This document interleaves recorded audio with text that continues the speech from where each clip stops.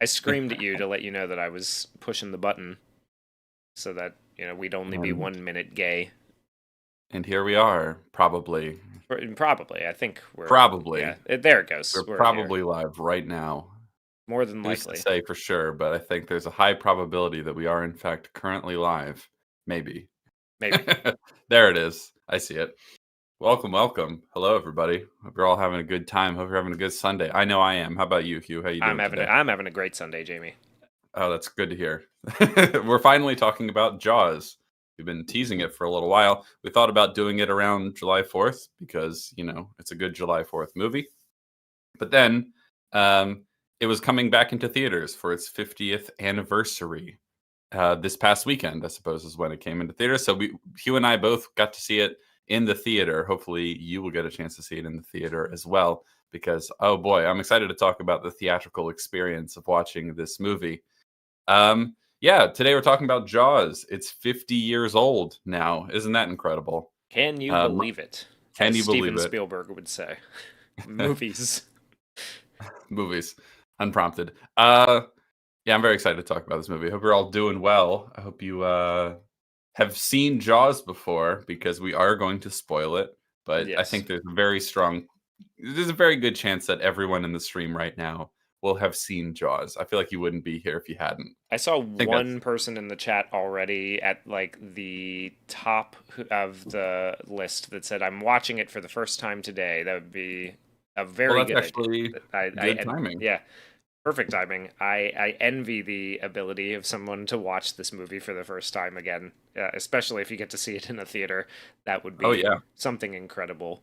I was excited to see it in the theater because I have AMC A list, right? And I usually when re-releases of movies come about, they're excluded from AMC A list, which means like I don't get it included with the base monthly price that I pay.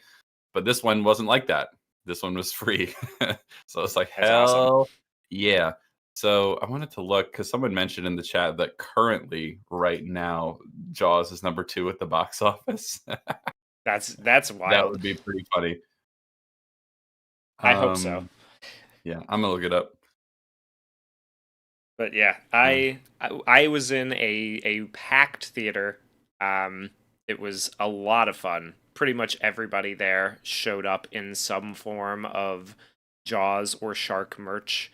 Uh, Everybody was very into it. There were a couple people who had not seen it before, and I discovered this by eavesdropping on conversations outside the theater after I was after it had finished.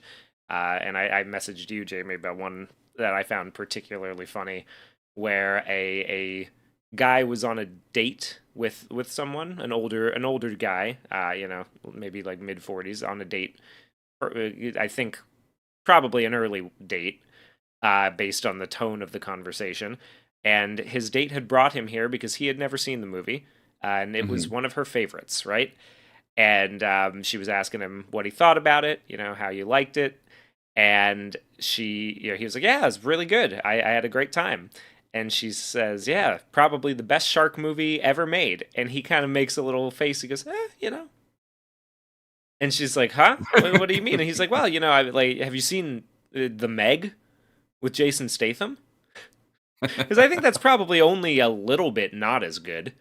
Um, That's really funny. and that It's like only a little bit not as only a good. little bit not the Meg, only a little bit not as good as Jaws. This guy at the theater in Woodbridge, Virginia. That's pretty funny. Put that on the Uh, poster. yeah, only a little bit not as good. That's such a funny way of saying it too. Like he really wants to say that he likes it more than He Jaws, really but he wants feels like to. he can't. He's Yeah, like, yeah, let's go home and watch the Meg now. Like now that you've shown me your favorite movie ever, I want I'll to show show you mine. you You show me yours. Yeah. the Meg, with Jason Statham. So I suppose now might be a fun time to talk about. I have not seen any of these, but Hugh, have you seen any of the Jaws sequels? No, Okay, so no, I I have guess not. we can't talk about those. All I know is that Jaws 2 has maybe one of the best marketing taglines ever of all time in the history of movies. What's Do you that? know what it is? I am not familiar. It It's Jaws 2, just when you thought it was safe to go back in the water. It's pretty good. Pretty I goddamn like good. that. That's Yeah. a Pretty- pretty goddamn good marketing tagline. I don't know anything about the Jaws sequels except that Michael Caine is in one of them. Couldn't tell you which one, but I I know know. that in the second one, so like some people in the theater next to me who were clearly fans of the movie because they both walked in with little headbands on with stuffed sharks on top of them that made it look like the sharks were eating their heads. Which, nice, fun. Don't know where else you could possibly wear that except to a screening of Jaws. But they were asking each other at the beginning of the movie, like, did Steven Spielberg direct all the Jaws movies? And I had to, like, they were like, I don't know. I'm not. I was like, no, No, he didn't. no, he did not. Because the Alamo Drafthouse, they do a little, like a little history sort of thing at the beginning of like a curated, pre-show at the beginning of each movie. Especially for these ones, it's a lot of fun because there's a lot of history behind them.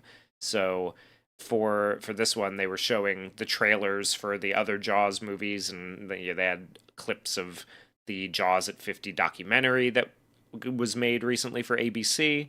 And so they were asking that, and the only thing that I know about Jaws 2 is that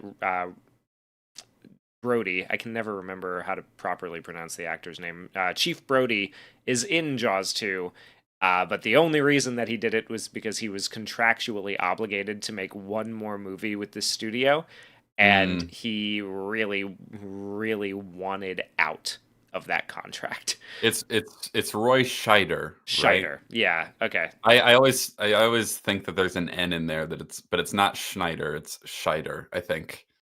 That's how it looks to me. But someone in the chat mentioned that the only Jaws sequel that's worth watching is the one with Michael Caine, which is Jaws: The Revenge, the fourth and final film in the franchise, because it's legitimately so bad it's good. That's fun to hear. It has a 2 on Rotten Tomatoes, which is quite funny. So yeah, I'll have to check that out sometime.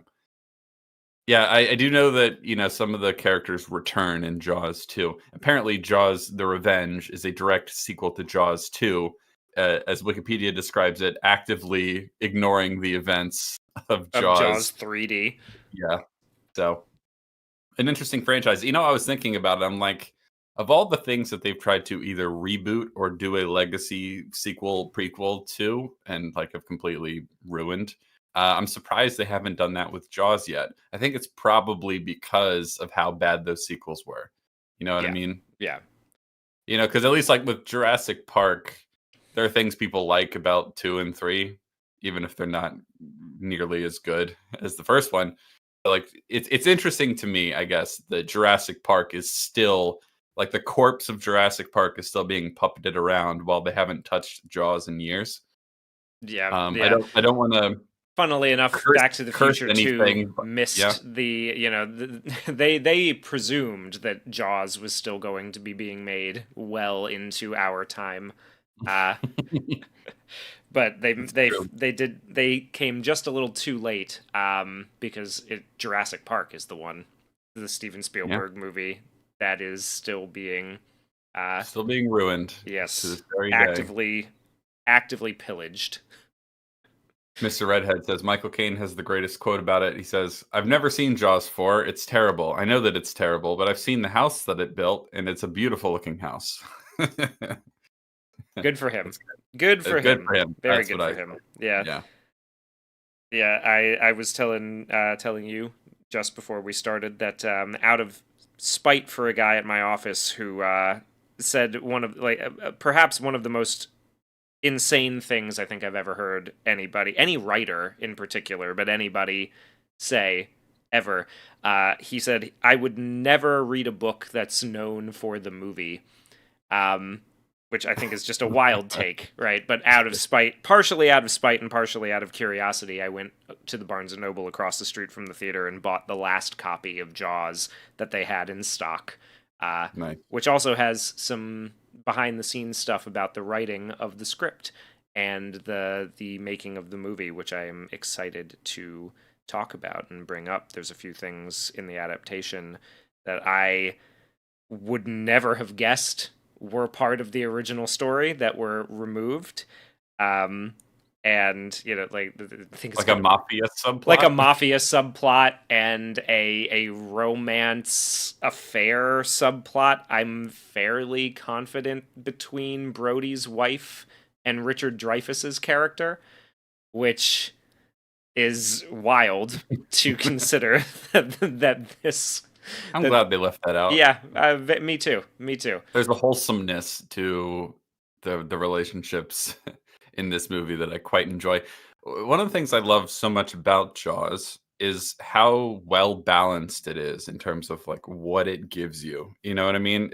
There's some horribly terrifying, gruesome deaths, Oh hell yeah. like some of the best in horror movie history, honestly. There's some very wholesome, little intimate moments between like father and son and the husband and wife. There's really funny little jokes and little bits of banter scattered throughout the movie. There's tense, scary, iconic, the Jaws theme, but there's also like fun, heroic adventure music as well. It has a little bit of everything, I Yeah. would say. And I Yeah. find that really impressive. We were talking about what movie was that? What movie were we talking about? Where we're talking about how some of the best horror movies come from people who aren't like horror Weapons. It was obsessed. Weapons. It was Weapons, right? Yeah, because he was a comedy guy first. Yeah, I think Spielberg directing horror in this movie is just phenomenal. It Yeah. just the in particular when the kid on the raft gets Oh killed. yeah, Alex That's Kittner. Oh, it's brutal, man. It's legitimately horrifying. It's like one of the best horror movie scenes ever put to film. I think it's really, really effective. And I think one of the things that really stood out to me upon this particular rewatch was how little music there actually is in the movie.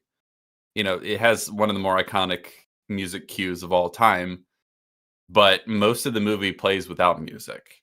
And in general, it seems weird to say, but I forgot how much of a '70s movie it was, if that Yeah. makes sense. Like, especially in the first half when these dialogue scenes, everyone's talking over each other. It's very chaotic. It's very '70s in that way. But also, the rhythm and like the pacing of the edit is actually very slow by modern standards. Not in a bad way. It's just we hang on shots for a lot longer. We hang on two shots where we see the entire conversation and stuff like that. We don't It's not cut, cut, cut, cut, cut, cut, cut. There's like a lot of moments of like stillness and quiet and like whole scenes that play without music. Like when Quint is killed, spoilers, that whole attack plays without music, which is really interesting to me. Yeah. And it's kind of there's what I like so much That's about the one horrifying where too. That yeah. psychologically, that really, I always forget how harrowing that is to watch happen. Yeah. Given I the I've seen backstory, this movie a number of times, but for some reason I kind of forgot that he dies like that. Nikki had the Um, same exact experience. She was like, I could have sworn they all three of them made it out. Yeah, I don't know Which why. yeah, Like I've seen it several times and I knew, but somehow I forgot. And so when he gets killed, I was like, "Holy shit." After all that character has been through in his life, to die like that is pretty brutal. This movie doesn't hold back, it doesn't pull its punches, and I appreciate that. But something I really, really like about the scene where the kid on the raft is killed is like there's so much buildup. It's quite a long sequence, right? And then eventually when the shark does arrive, we have the dun dun dun dun dun dun dun dun, all that sort of stuff. It's building up. As soon as the bite happens, the music completely cuts out. Everything that plays in the aftermath plays without music. And it's so much worse. It's just like that sinking feeling you get in your stomach when you see like them realize what's happening and the blood and all the thrashing in the water. It's terrifying, dude. It's absolutely terrifying. Also, one of the best dolly zooms in the history of cinema. yeah, In that absolutely. moment, There's when you so see many him amazing realize dolly it. Oh, shots in oh this. yeah. Yeah, it's great. He's There's a lot to his talk about. instinct. There's a lot to talk about. One of the things that I was really struck by when I was watching the Jaws at 50 documentary that they made for ABC is just like when he talks about where he got the ideas for some of these shots and for some of the things that he was doing. It's like the instincts that he had as a young filmmaker, right? This is one of his first big It's his features. it's his second theatrical movie. He Yeah. made a TV movie before, but it was Duel, The Sugarland Express, and then Jaws. Yeah. Duel. It was interesting how he was talking about Duel almost as like the precursor to this, because it's about a big truck trying Yeah. to kill somebody. Oh, have you seen it? No, I haven't. It's good. I like Duel. Duel's really, I mean, it's incredibly impressive for like a low budget TV movie that was shot in like 11 days or something wild like that. Duel is legitimately quite good. I quite liked it. It's very effective. It's a guy being hunted down by some sort of like unseen malevolent guy in a giant truck. It's, Yeah. it's legitimately really good. Yeah, that's fun. That's fun. Yeah. So he was like, yeah, this is, I made this movie, and then I was so into the idea of making Jaws because it felt like a sequel to that, or in the same vein. But the instincts that he had for what to do with this movie, right? And like where to put, like how to set the camera up, and where to, like what to show and everything. You can't teach the things that he does, like that he just Yeah. knows intuitively are the right ways of filming. It's remarkable how There are so good many he is. like chef's kiss shots in this movie where you see it like, oh fuck, that's perfect. Just little tiny moments that like I'd forgotten about. Like for example, they're on the boat and they're getting knocked about by the shark and the power goes out. And Yeah, like you see the lamp go out and it's dark, and then the camera tilts up really quickly to show their silhouettes against the sky out the window. Little stuff like that. Or when we see Brody on the top part of the boat and we're just hanging on him, it's kind of like a medium shot, and the camera just zooms down really really quickly and lands on a tight close up of Hooper's face. Little stuff yeah. like that, where these camera movements are just incredibly dynamic and satisfying. It's a masterpiece. This movie's so fucking good. It's one of the best movies of all time. I only really have one complaint about this movie, so maybe we should get it out of the way right now. Sure. My only complaint about Jaws is the lack of falling action. That's the only complaint I have, because the first half of this movie is basically structured in two halves. There's before they get on the boat and after they're on the boat, right? Yeah, In the first half, we see so much of the town, right? We see all the little townspeople. It's been mentioned in chat, like how funny the bickerings and complaints of the townspeople are, how funny, like the normal daily stuff he has to yeah. deal with as the town sheriff, And like, the vast majority of those townies in the movie are actual like townies in the place in Martha's Vineyard where they shot it too. Like yeah, they're actually just people who live there who are like, it I won't feels be in like your it. little shock movie. Yeah, it feels like it. They feel very natural. It doesn't feel very Hollywood in terms of like how many attractive people are in the movie. You know what I mean? Yeah. And like when like his secretary, when he comes into his office, is talking to him about how the karate school kids are karate chopping the fences. They've been karateing the fences. Yeah, we got to do something about it. All the sort of funny things that he's being asked to deal with, which is ironic considering the very serious problem that he actually has to deal with here. All that stuff is very funny. We get a really good sense of his relationship with his wife and with his kids. There's a lot of great scenes of them together. We do so much to the cliche thing to say would be that the town is a character in the movie, right? But it's pretty much true for this movie. Like it's very dynamic. It's very I don't know. There's so much they do with the town and with the people and the mayor and all this stuff. And then they kill the shark in the end, spoilers. And then they swim back to shore and that's it. It's like, oh, Yeah. we're not going to see any of the resolution with the town. We're not going to see any of the resolution with his family. Is it necessary? No, but I would have liked it. I Yeah. would have liked just a little bit, like maybe just one scene of him reuniting with his wife and They his kids. really like keep the romance thing out of it a lot. Like it's not, it doesn't have like what you would consider a traditional Hollywood sort of romance tacked on. They don't even really play it up all that much. She doesn't even kiss him goodbye before he gets on the boat with Quint Yeah. and Hooper, which is Did you something. remember to take your Dramamine? Yeah, which is, I like that. I think that maybe it would have been nice to like maybe future Spielberg might have included that or played that up a bit more. You know, I think that that's something that he sort of started to Well, do there's a lot of great wholesome later. stuff between them. I like earlier in the movie when she when she like little funny moments where she's like, "Do you want to get drunk and fool around?" And then like the sort of one of my favorite scenes in the movie is him with his son, and his son is imitating him and like shadowing, mirroring his every little hand gesture. That's a great little moment. I like that a lot, and I wanna see him sort of come back into town. I don't need to see him come back to a town like, into town and everyone claps and cheers and goes, "Yay, you did it, you killed the fish." But just I wanna see a little something of that. That's really my only major complaint narratively. There are little things to talk about. People, Yeah, since I mentioned flaws in the movie, people have mentioned the exploding scuba tank and yeah. things like that. You could also certainly criticize the fact that the shark in this movie doesn't really behave like any shark ever has, Yeah, you know? well, so they do cover that a little bit in some of the dialogue, right? Like they talk about oh, it's a rogue shark, right? Which is not a thing evidently. They don't Yeah. really like they don't go this way, but a lot of the characters who are shark experts like, Quint and Hooper are both like I don't know, this thing's acting really strange. There's something odd about this shark, right? Yes.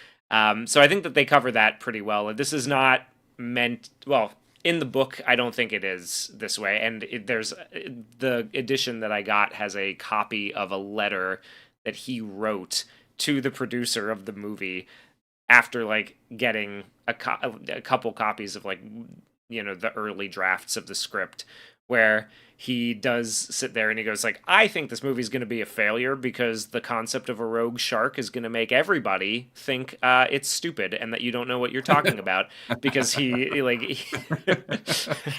Oh, how wrong he was. but to be fair to him too, by the end of it, he really did like the movie. He thought it was amazing, and Yeah. he's like the dude's a creative genius. Another thing though that he had a complaint with is Steven Spielberg is not he doesn't know guns. That's some at least at this point he did not understand firearms in general.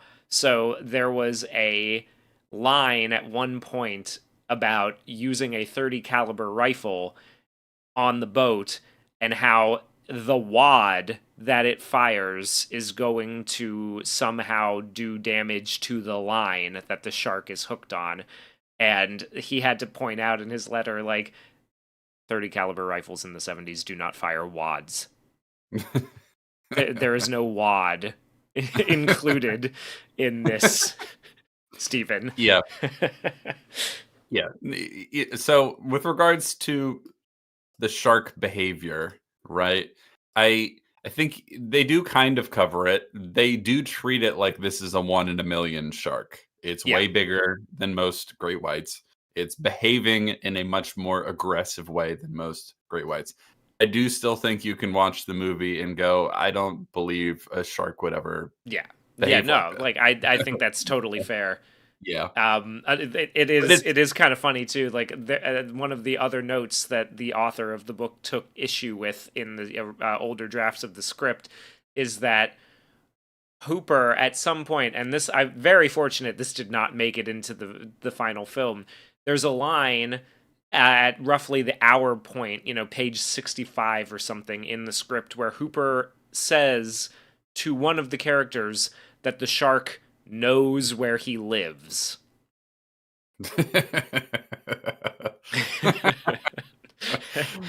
And That's he was funny. like, I think I like he's that. like, please get rid of this fucking line. Please.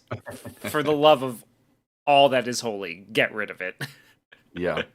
So I think you just sort of have to get on board with the fact that this shark is just built different. All Yeah. right. Well, This is the it's okay. Sigma of sharks. Well, the other thing is like this is basically a dragon story. This is about a bunch of heroes who go fight a dragon that's terrorizing a town. It's a sea serpent, essentially. Narratively speaking, archetypally speaking, like that's what this is. It's an evil monster of the Yeah. deep. And It, and our hero is afraid of the waters of chaos. He Yeah, doesn't but like want. but that is more how it functions Yeah, than as a realistic shark, right? It is a shark, so we don't have to go, what the hell is this thing? You know what I mean? We don't have to spend time going like, oh, what is this dragon monster thing? But yeah, that is essentially what the story is in a nutshell. And that's sort of how it behaves and that's how it functions, right? Um, the other thing is the air canister, the scuba diving air canister thing. What's funny about that is that the movie does set it up like if this could happen, it could just explode, and then it does explode. So it has its own kind of internal consistency to it. yeah. It's just not how they Chekhov's work. scuba tank. Yeah, It's just not how they work in the real world. So if you're thinking about it as a movie, you go like, well, everyone in the movie does treat it like that's how it works. That's not how it works in real life, so it's not realistic, but that yeah. is technically how the movie presents it as. So If you're see, going from internal movie logic for a criticism, you could ask why the shark biting it doesn't cause it to explode. Why does it take the he gunshot? didn't bite it. He didn't bite it hard enough. You silly Yeah, goose. he's just gnawing on it. He's like, this ain't a human. Fuck this. I'm gonna get some real meat. Yeah. Yeah, so it has Jaws has some issues like that in terms of realism and things like that and whether it works like that. But in terms of how the narrative is structured and assembled and like it's just incredible. It's such a well put together story. And my only real criticism of the story is the lack of falling action just cuz I just want a little more at the end because basically everything else about it narratively is perfect. Like from the introduction of Quint, which is probably the best character introduction in any movie ever made. I love it so Yeah. much. It's so funny and like goofy and over the top. It's incredible.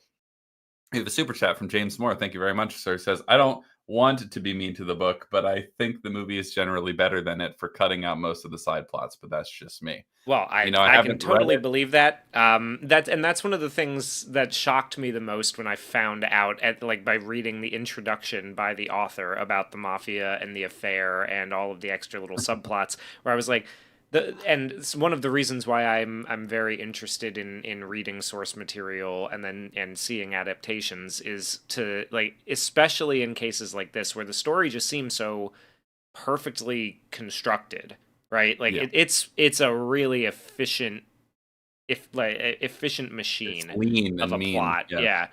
Like to see that and then go there was a fucking mafia plot.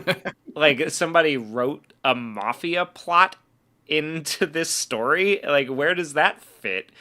Yeah. So because this is a small beach town, a small wholesome little beach town being terrorized by a shark.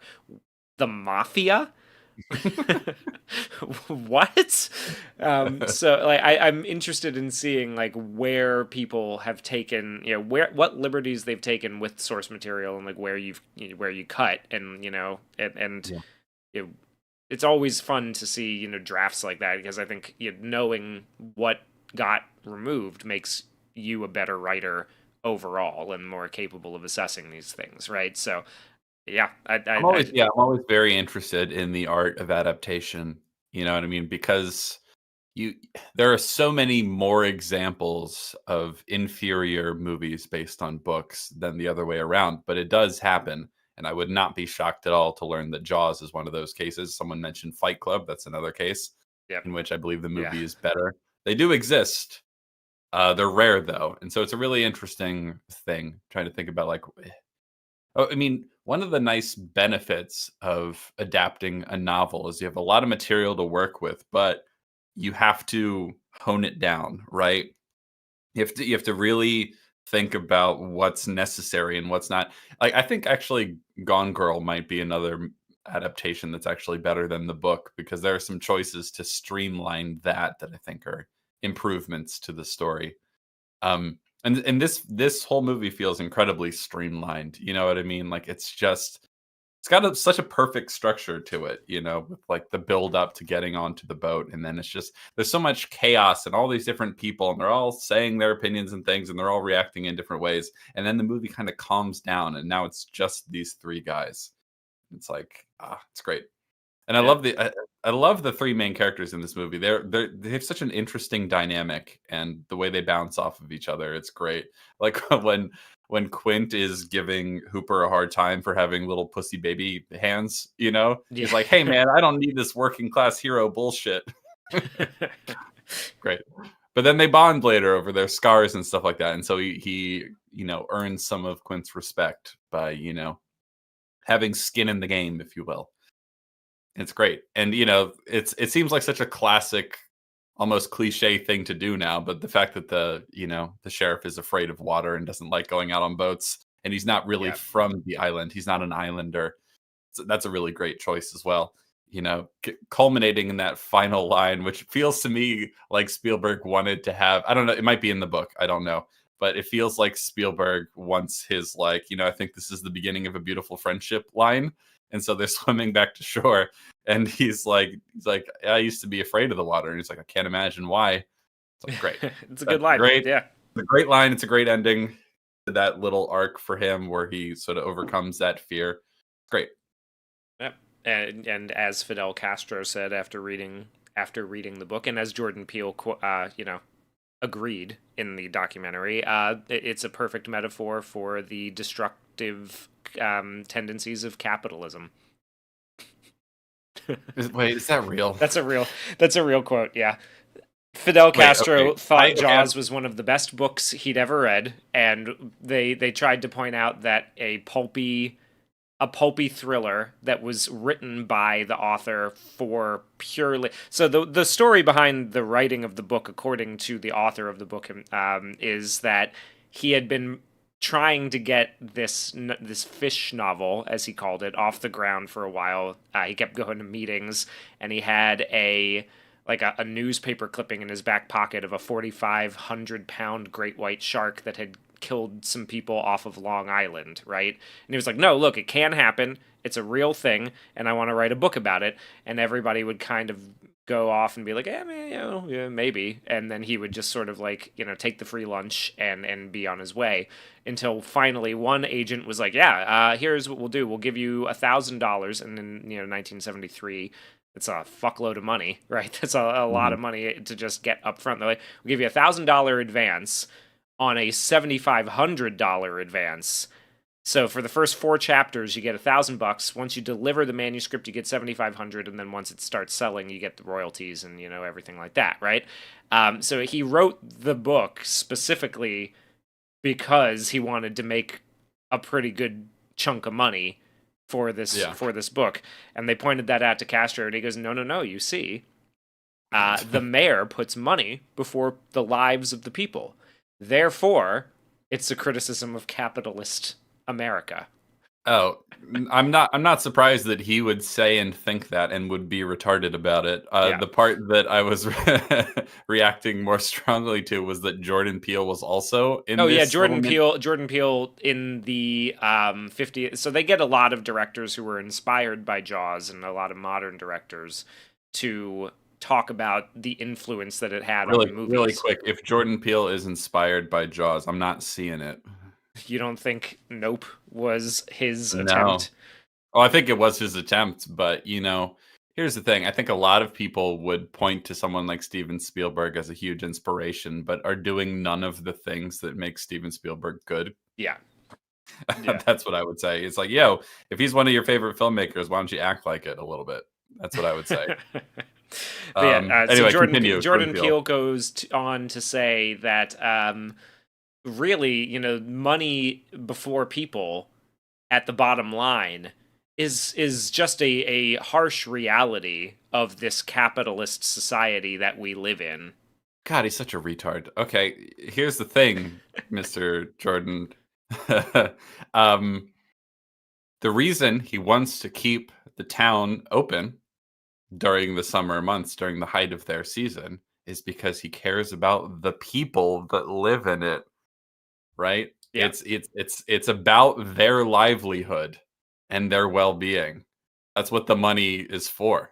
Like that's what the money In the movie, represents. yeah, I think so. James in the chat is mentioning, and again, thank you for the super chat. The mayor is tied to the mafia in the book, so it partially makes sense for that. I don't believe Jordan Peele is talking about the No, movie. I mean, the that book. he's No, talking I about don't. the book. Yeah, no, I No. don't think Jordan Peele is talking about the book. Fidel Castro was. Yeah, of course he was. Yeah. Yeah, it's that people. Okay, do you remember? I didn't watch the whole movie, but I've seen choice moments from Ghostbusters 2016. Have you ever? Do you have any experience with the disaster that is Ghostbusters 2016? No, Q. no. I Okay. found recently when I got into my like my Voodoo account or whatever, like my All Movies digital thing, that Mhm. somehow they had just put that for free in my library. It's like when that U2 album was Yeah. on everyone's I was like, I don't iTunes. want this. I don't want. Please get it out Can I of my return library. it? Yes. It it's free. I Anyway, don't want it. there's a attempt at a joke in Ghostbusters 2016 where like the mayor of New York, they're like, they're trying to warn him about this problem, whatever, ghosts nonsense. And they compare him to the mayor in Jaws. He's like, "Don't you ever compare me to the mayor in Jaws?" Like the whole bit revolves around him being the most quintessentially evil mayor of all time. Or like you know what I mean? That he's a Yeah. quintessentially evil character. And it's like he isn't actually. If you don't watch Jaws and understand his perspective, then I just don't think you understand people very well. Like it's there's so many great scenes with him. Like obviously he's wrong, right? We know that because we've all watched the movie. But if you can't understand his perspective, then I just don't think you're thinking about it very hard. Especially after you get that final scene with him where it's like, listen, like my children were on My that kids were beach on that too. beach too. Yeah. Yeah. Like, look, I understand, right? You don't have to Mhm. rake me over the coals. I'm going through it just as bad. Yeah, it's like I'm invested in this too. It's like, like he's a member of the community. He decided he wanted to keep the beaches open and risked his own family in doing so as well. Like, so it's not like he doesn't get it. You know what I mean? And there's numerous things he says in the movie that I'm just like, I mean, yeah, that is a good point. He's operating under the perspective that most people would have is that there wouldn't be a absolutely massive and just straight up evil shark terrorizing the town. Like, because why would you assume that that's what's happening? You know what I mean? Like, obviously he doesn't want it to be true, right? Yeah. But like I don't like this idea that he doesn't have some, like a somewhat relatable perspective. No, I agree. I think that he's doing what he believes is in the best interest of the people in the town, and like the people in the town are pissed when the beaches are being closed, right? So like there's Yeah. that scene where they get together to ask like are you about to close the beaches right before the 4th of July, like the busy Hmm. season in our town? And he says Yeah. yes, and they all go ah rabble rabble rabble rabble rabble like in South Park, when they get all Yeah. upset. Yeah. And so that prompts him to say like, only 24 hours, just for 24 hours, right? So it's like he's not the guy. Like there are not a bunch of people running around telling him, you got to close the beach because people are going to get massacred. And he goes, Yeah. but I need money to What line my money? pocket, But not I in the need to movie anyway. And that's what we're, but I need to hoard gold coins in a giant vault in my basement. and cackle over them Yeah. while smoking a cigar. Yeah, like yeah, Yeah. Now, and there's another little fun detail that Jen and I noticed when we watched the movie again is that like he always has a cigarette in his hand in the movie, but he never smokes it until after someone gets killed on the beach. And then yeah. they're in the hospital, and then he's actually smoking the cigarette. And he looks visibly nervous and shaken, like he never was at any other point in the movie. It's just a small little detail, but it's just like everything about the movie feels so deliberate, right? Like it's Yeah. done with intention and There's purpose. so many great shots, right? Like Oh God, yeah, the one of my favorites, and I think it's underrated given how many other good ones there are, right? Like there's yeah, yeah, the zoom with Brody and all of that. Then there's the dolly. I mean, the miles of dolly track on the beach that they must have had to lay for the like entire the totality of this movie. But yeah. one of my absolute favorites is like after the scene in the pond where we watch the one boater's leg, his severed leg just sink to the bottom, Oh right? yeah, And they pull Michael out, and we can't really see him entirely. We see the upper half of his body as they're pulling him out of the water, and the camera hmm kind of as they move towards it, the camera comes around him, and we see both his legs still attached, as a Yeah. way of being like, oh, is he? Is he? Ah, no, no. See, we got you. It's brilliant. Yeah, It's brilliant filmmaking. absolutely. Don't have to I say think anything about it. no. I think Topaz Dude is right when he says that it's his favorite movie of all time, and when he hears the word movie, this is what he thinks of. And I think this is kind of, I mean, it was one of the first like summer blockbusters, It right? was the first. It was the It first was bit. the Like first. it set records for most Mhm. money ever made by a movie. when it Yeah, like well, it's interesting because I think a lot of people forget that like before Jaws, like summer was where you dump movies you don't care about. Because everyone is outside, everyone's, going on trips to the beach and stuff like that. Christmas was the big, sort of blockbuster season, if you will. yeah. But Jaws came out and did insane numbers in the middle of summer. And then after that, people are like, oh shit, people want to go see movies in the summer? Okay. Yeah, people want to go see movies in the summer so bad. Like, God, there was some footage in that documentary of people like coming out of the theater, right? And it's like, how many times have you seen it? Is this your like second or third time? I guess 9.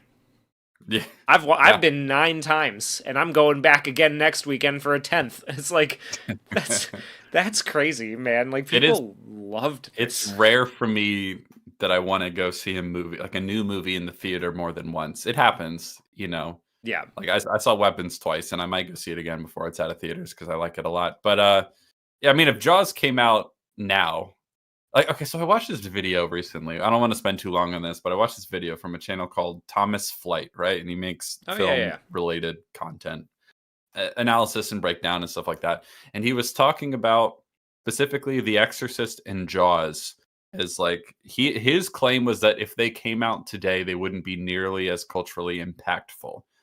And he made some okay points. I think one of the okay points is that there are just too many things competing for people's attention nowadays, right? Yeah. That Whereas in could. Yeah.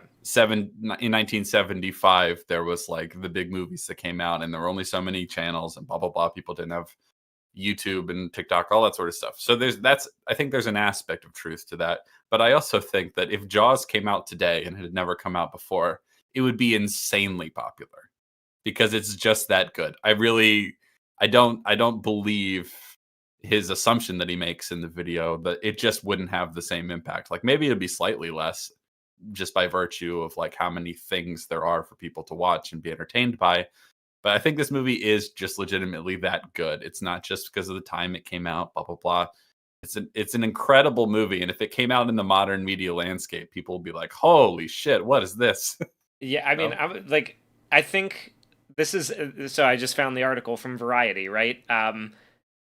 The 50th anniversary release of this is second place on the box office weekend. yeah, it it's is. Yeah, it's yeah, and it's behind Weapons. yeah. Yeah, Go figure. yeah. So Yeah, like, I mean, it's still, and that could be trading on some nostalgia a bit, right? Like I think it's fair to assume. But also, I feel like if this was a new movie and it had come out, people would still be like, "No, yeah, like go see it." It's like the word of oh yeah. mouth, like it would spread Oh, like everyone will be wildfire. talking about this movie because it feels so fresh today. Honestly, it really does. Because, like I said before, like I think there are some brutal horror movie deaths in this movie that absolutely dwarf anything I've seen in most recent horror movies. Yeah, Like when that kid's killed on the little floaty raft, that's terrifying, man. And like, when you see like the arms and legs like falling to the ground and stuff like that, it's brutal. Like the way Quint dies, I just yeah, can't dude. imagine a lot It's, of modern movies doing oof. that. What? Oh no, that it's horrible. Oh yeah, yeah, yeah. Yeah, and like the psychological impact of it too, because the writing in the movie is so goddamn good, right? Like Yeah. when Quint is Character work. talking Yeah. about how he like that the experience he had watching all of the people he served with in the Navy being eaten by sharks, as they're waiting to be rescued. And he's like, I'm never putting on a life jacket ever again, right? Like, I'm not going to Yeah. do that. That's That's his what biggest fear. Like, that's why yeah. he does what he does. He's a That's shark why he hunter. goes around killing sharks Yeah, I would I almost hesitate to say for a living. It's not even clear he's really getting paid for it most of the time. He just likes killing sharks. yeah. And understandably so, I think. Yeah. Yeah. And the fact that Good. he is brutally taken apart. Like he slides to his Hmm. doom down the boat. It's almost cruel Yeah. from a narrative perspective that he would die that way. Yeah. But I think it adds so much more. Like this is something like a perfect movie, I think, Yeah.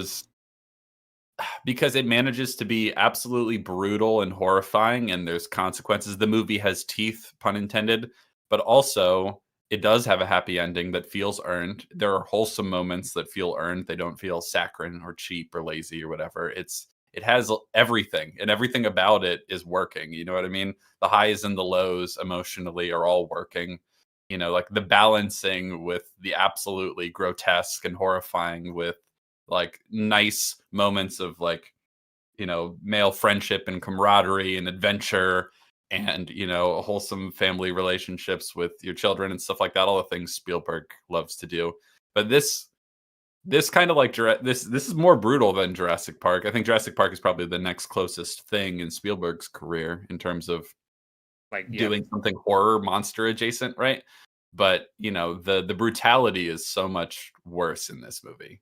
It's so much harsher, and I think the way he balances all those things is just incredible. Like it's like I do think it's kind of cruel that Quint dies that way, but it just adds so much to the movie that you're like, man, this movie has consequences. This movie has teeth. Yeah. Absolutely. Um,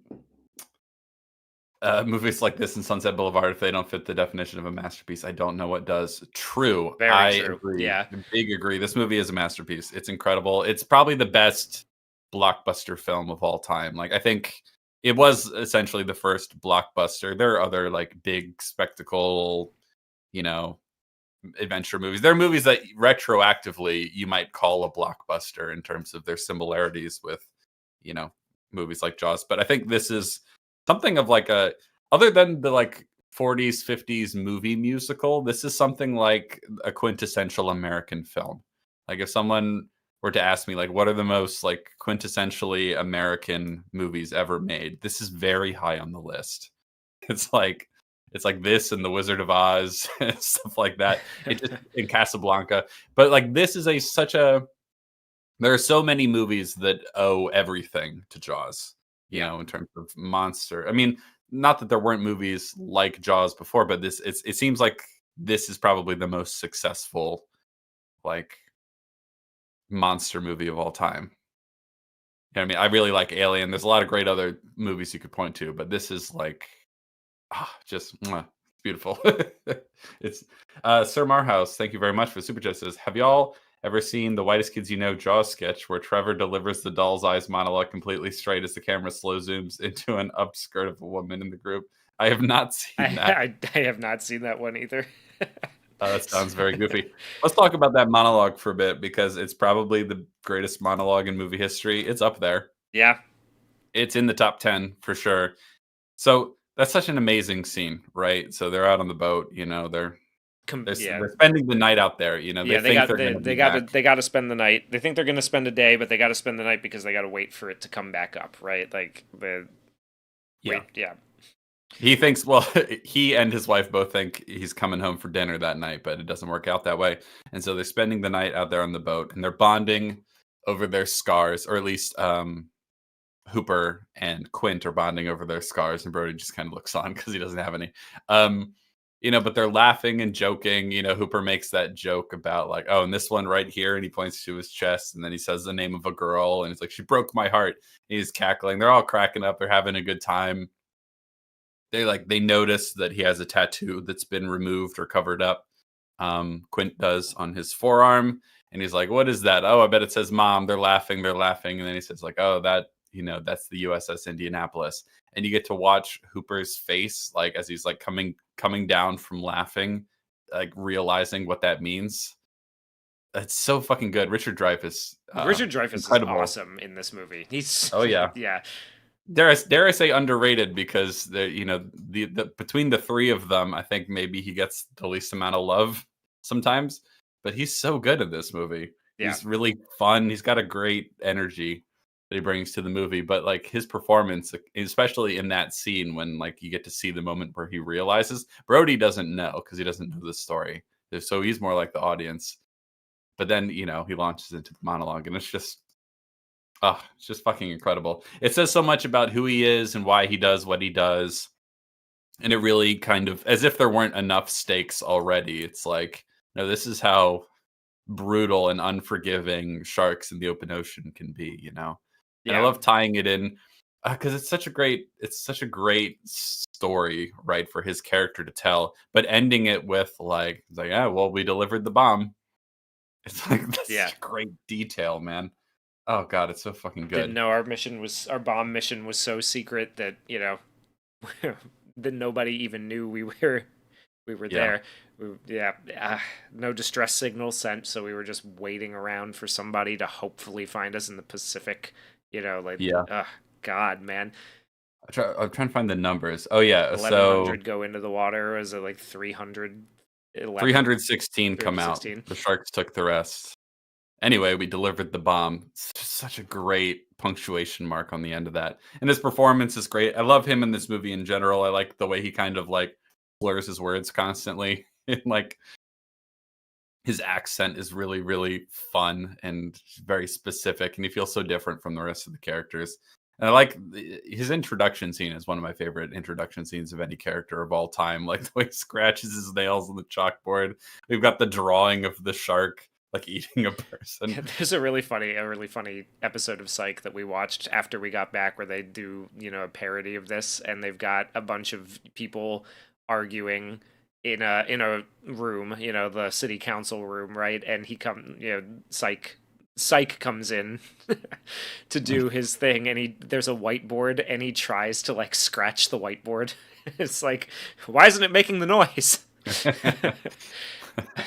It feels like it's been such a parodied scene, that little character introduction, because it's so goofy. There are moments in this movie that like really ride the line between being like amazing and being ever so slightly too goofy.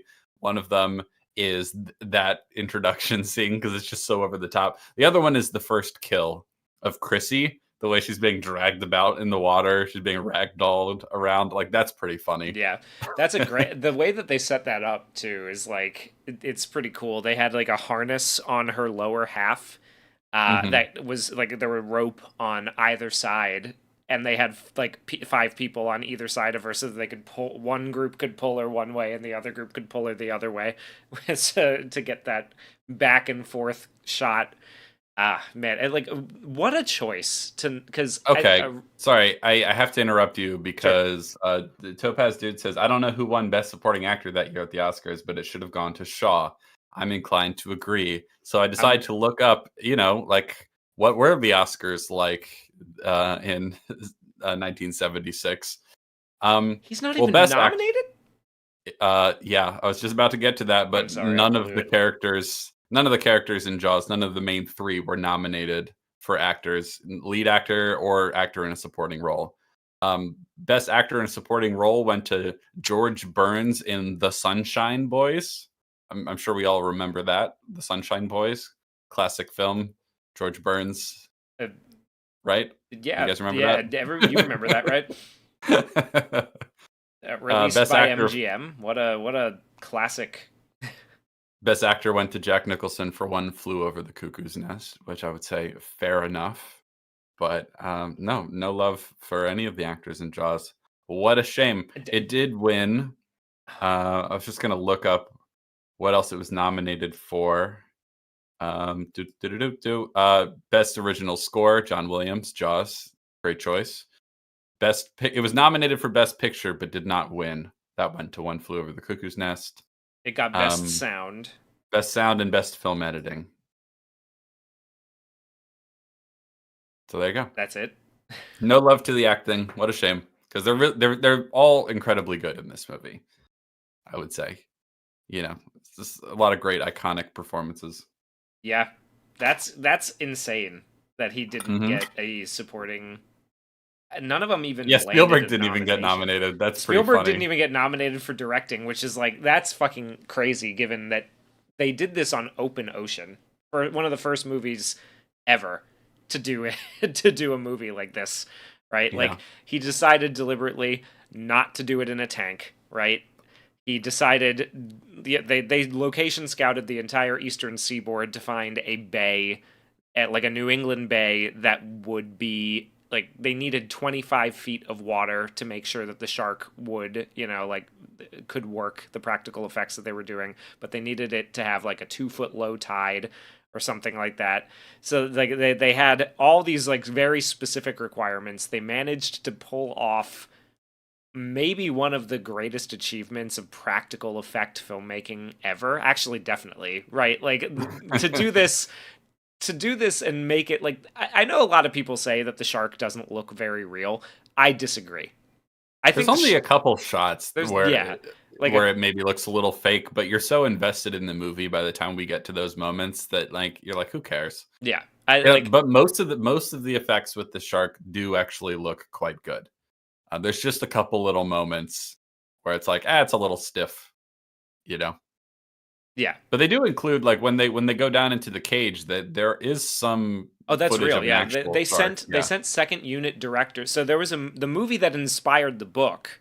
They actually was a documentary about great white sharks, right? And they actually managed to get people who worked on that movie to do second unit direction in Australia, going into shark cages, and like they would bait them to get on top of the cages to roll around and everything, like on top, like in the scene where Richard Dreyfuss, Hooper is in the cage and it's you know trying to basically like trying to get him out, trying to Yeah. poke him out of it. There's a lot of real footage of actual great whites doing shit like that. Yeah, and when you see that footage and you see the way they move, you're like, "Oh, that's real." You know what I mean? Like it's you see that movement and it's just like, "Oh, right, that's how they actually move." And so there's a couple shots later in the movie, maybe like several of them, but like the movement is just kind of stiff and doesn't really move the way you'd expect a shark to move. But for the most part, incredibly successful movie from a visual effects perspective.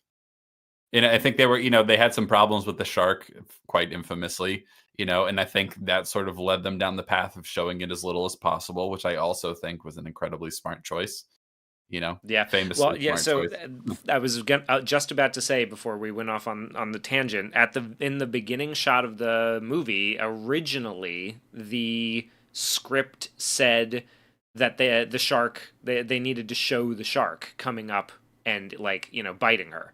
That was Mhm. the original line, and the shark wasn't working the Yeah, day that they went to film it, because among other reasons, they built it to work in fresh water, not salt water.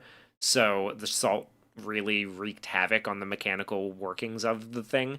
So during the testing, they had damaged it to the point where it wasn't actually able to do what it needed to do. So they had to improvise and decided not to show it. And I think that's maybe one of the best on the fly choices that's ever been made yeah, in terms of this kind of movie, because like what's down there, what yeah. it is, but not seeing it really lets your imagination run wild with it when And you're they yeah, don't go too far into the other direction where they don't show it enough because they do show it quite a bit over the course of the entire movie, but they make you wait for it, yeah, right? That way, that scene when they finally see how big it is on the boat, like that really hits. Right, yeah, that then they're yeah. like because if you had seen it beforehand, I don't think that you're gonna need a bigger boat line would hit quite as hard. You know what I mean? When they see just how big it is, they're like, "Holy fuck, it's huge."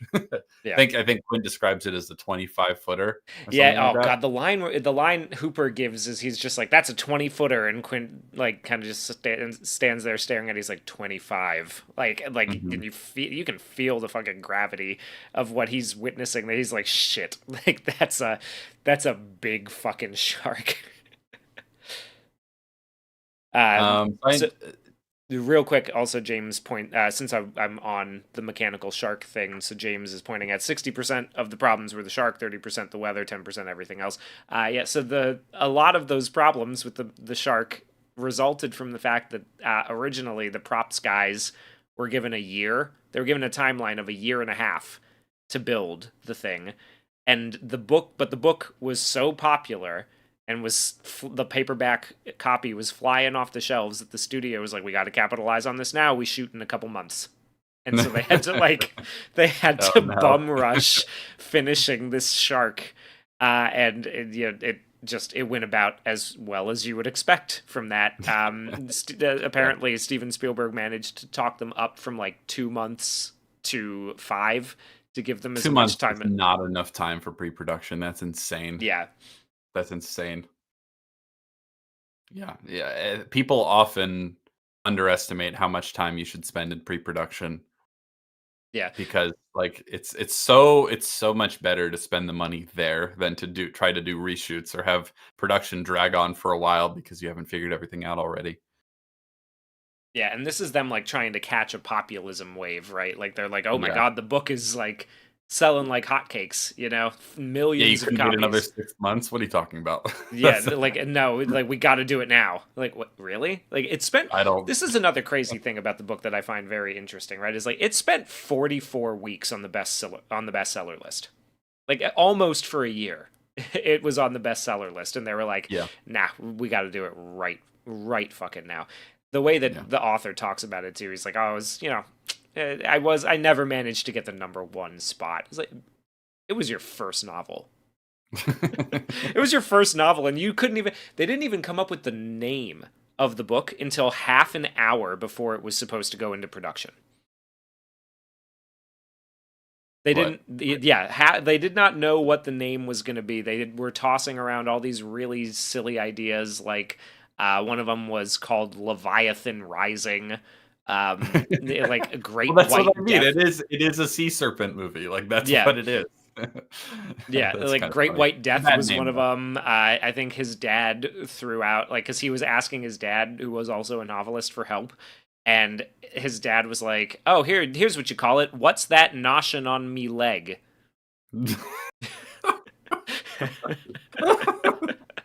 And so, like, half an hour before the book is about to go into production, he's talking with his agent, and he's just like, "Look, there's only one word across all of these that we can both agree is good. It's Jaws. Yeah. Let's just call it Jaws." And they were like, No, uh. Jaws is a great title. Yeah. Well, they It's all one of the they all sat there and went, "Fuck. I guess that's the best we got. It's not good though." yeah. Like that's what they What's were that saying. They were like, notching on me leg? "What's that noshing on me leg?" They were like, "No, I'm that." just now I'm just imagining that poster, that iconic poster with, like, "What's that noshing on my leg?" taking up most of the cover in big red font. Uh, Yeah. One of the other titles that I thought was really funny was just called The Coming. it's that modern movie trailer trope where it's like, "He's coming," or "It's coming." Yeah. That's in so many things. It was especially funny in the trailer for Nosferatu because they say it like 16 times. Like, "Who's coming? Who's coming?" Yeah. Me. Hold on. I'm coming. But yeah, that they rushed it out. They hated the title. They were like, "Nobody knows what it means, but at least it's What short." do you mean nobody knows what it means? You put a shark on the title on the cover and you You say call it Jaws. Jaws. Yeah, I know. Yeah, It's one of those things where I'm like, it's so bafflingly obvious. You can't think of any other way to name it. it could have worked. Yeah. But like, they're Jaws just is like one of the best movie titles of all time. It one of the really best is. movie titles, one of the best movie posters ever. Oh, absolutely. It's absolutely. It might be the best movie poster of all time.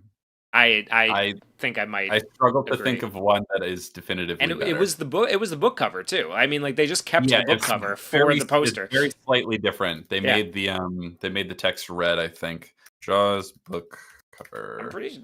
Yeah, the Jaws Yeah, is it's blue. It's blue on the book, and they made it red for the movie. That's yeah, the basic difference. But it's the same font, the J that looks like a fish hook, which is a great little detail. I love that. yep. It's one of the it's I actually no. I am deciding conclusively right now, let it be known, Jaws is the best movie poster of all time. There Think you I go. Well, you can't think heard of it here I first. can't think of a better one.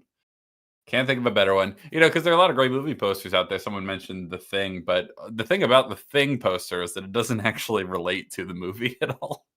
It's cool. It's evocative. Just like the Alien poster. It's like that's not really doesn't really match the movie. It's awesome, but I think Jaws will edge those out for being a better representation of the film. The other thing I like about Jaws is just Jaws seems it's kind of funny that they didn't think it would, but it sums up the movie so well. Because there are so many shots in the movie. There's one particularly great shot where as the boat is sailing off to sea, or not sailing, but you know what I mean. And we see them like disappearing into the distance, and the camera's looking through like those shark's teeth, like the shark's jaw Yeah. in Quint. Yeah, like that's so cool, man. And I like movie titles that are exactly what the movie is. You know what I mean? It's like Jaws. That's great. It's perfect. Alien's another great example. Yeah. Alien might have the best movie title of all time. Honestly, it's just so perfect. Yeah, and fun, like in that same vein, Predator. That's a good title too. Works like I like that one a lot, and good thing that those two got combined. Yeah. Alien versus Predator tells you exactly what it's gonna be.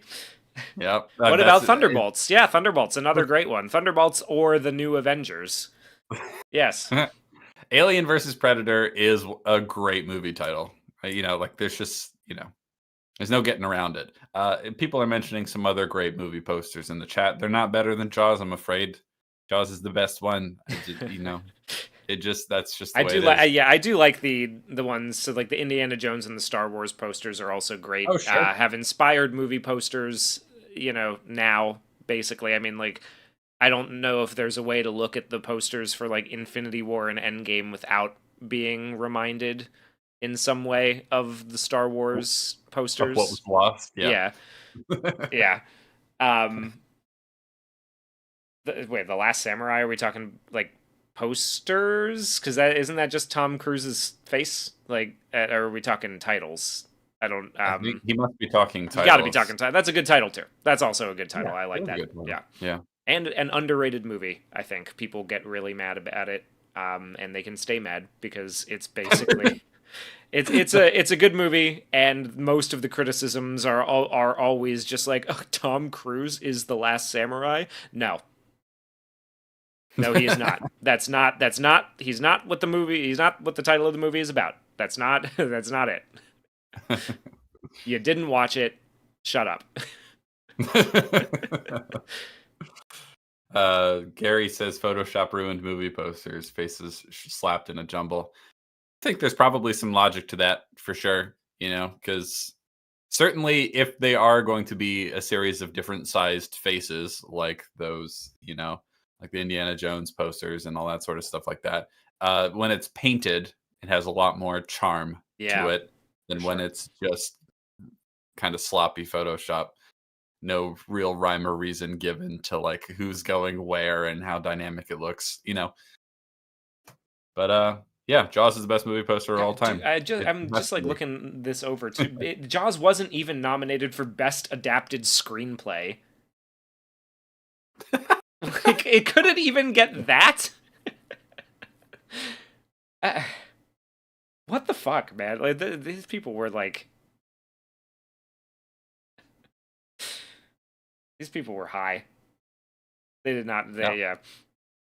I'm going to send you something, Hugh, that you need to put on screen, please. All right. It's very important that you do. This is Jen's contribution to our stream. Thank you very much. I'm excited for the fine people at home to see that. Yeah. Well, I think part of the thing with, the posters that are hand painted, it contributes a sense of the movie being handmade. Being made with like love and care by human beings in a way that, not that photoshopped posters aren't made with care and by people, but when it's handmade like that, it just communicates something special that you just don't get from digital art in the same way. There you go. What's that noshing What's on me that leg? noshing on me leg? Good stuff. Okay, Barry Lyndon won for best cinematography, so I guess I can understand that. Yeah, like to be fair, a little bit to the Academy, the directing, category was pretty stiff. It was the guy who directed One Flew Over the Cuckoo's Nest, Milos Forman, who, One Flew Over the Cuckoo's Nest is a pretty well directed movie, not as good as Jaws, but there's also Federico Fellini, There's also Stanley Kubrick, Sidney Lumet, and Robert Altman. That's a So pretty solid list of yeah, names. Yeah. pretty solid, directors And category. this I is still Steven think, Spielberg's like first big feature, right? yeah, Like really the first big feature. The other one. I still have not seen. Oh God, I can't even remember the name. It has Goldie Hawn in it. The Sugarland Express. I still haven't seen that. I'd like to see it at some point Yeah. because I like me some Goldie Hawn and I like Steven Spielberg, but I ain't never seen it. Yeah, so No James one ever asked talks what about was nominated for Best Adapted Screenplay that year. it. The Okay, winner was One Flew Over the Cuckoo's Nest. It would, again, sure. I can understand that. It That swept that yeah, year. it swept pretty much everything. Barry Lyndon also nominated. Hmm. But then The Man Who Would Be King, uh, an Italian movie called Profumo di Donna, and The Sunshine Boys. I ain't So never heard of no Sunshine I Boys. do not know what this movie is about. Sunshine Boys. Oh, it's got a it has a really bad movie poster. It's a Walter Matthau movie. Um, it's a comedy. Okay. The Sunshine Boys is a 1975 American comedy film directed by Herbert Ross. Blah blah blah. About two legendary and cranky comics brought together for a reunion and revival of their famous vaudeville act. Well, all right. The more Okay. you know. I ain't never seen it. Yeah, interesting. Better than Jaws? I don't fucking think so. Yeah, I don't know about that. I Get don't know about real. that.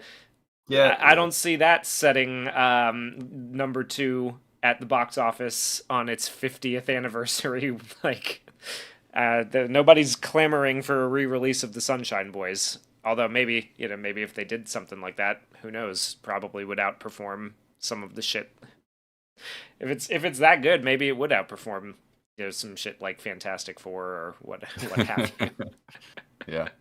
Yeah, I do think there's been a very real and stark decline in the quality of movie posters generally. Yeah, I That makes me sad to see. Anyway, Yep. Jaws. Do you Jaws. wanna Yes. Should start we going through swap the over to plot? Yeah. yeah? Let's swap over to the trailer and then we can start talking about the movie. Yeah, let's Yeah. let's start talking about the movie. Yeah. Well, James first, Cameron yeah. loves the opening scene of like you being a shark, which is funny and fitting considering that he clearly just doesn't like being human. It's true. Yeah, he's It's like, oh, the first true. that opening shot, you are a shark, and that's my favorite scene in the whole film. It's like, oh wow, what a Wait, is that surprise! really his favorite scene in That's the what he whole said. movie? That's what he said in Of the little course. documentary. Of course, he just wants to not be a human being so badly. It's crazy. At some point we're gonna have to make a video talking about the anti-human themes of Avatar. It's gonna have to happen. James Cameron, he can't be allowed to get away with it any longer. I won't stand for it. Yeah, well, until the next Avatar movie comes out and the cicada-like fan base all, They'll merge from the ground yeah, they come out of their holes in the ground to talk about it being the best movie ever made until the next one. until the next one. Yep. We're gonna have to take that guy down. They take him down a peg, the Yeah. two of us. Yeah, we'll do it. I believe in us. We have that power. Anyway, so we open with you get to be the shark. Oh, and that's so great because I hate being a person. And then we are introduced to a bunch of teenagers on a beach having a very 70s beach party, drinking, smoking reefer, whatever else they're getting up to. Lighting And fires and playing yeah, guitar. having a grand old time. And then two of them make eyes at each other and decide they're gonna go run down the beach. Swimming. They're gonna go swimming, and she is like running away from him, and he's like too drunk to keep up with her. It's pretty funny. Like some of the dialogue in this is pretty funny. It's like, I'm not drunk. He's just like shouting, I'm not drunk.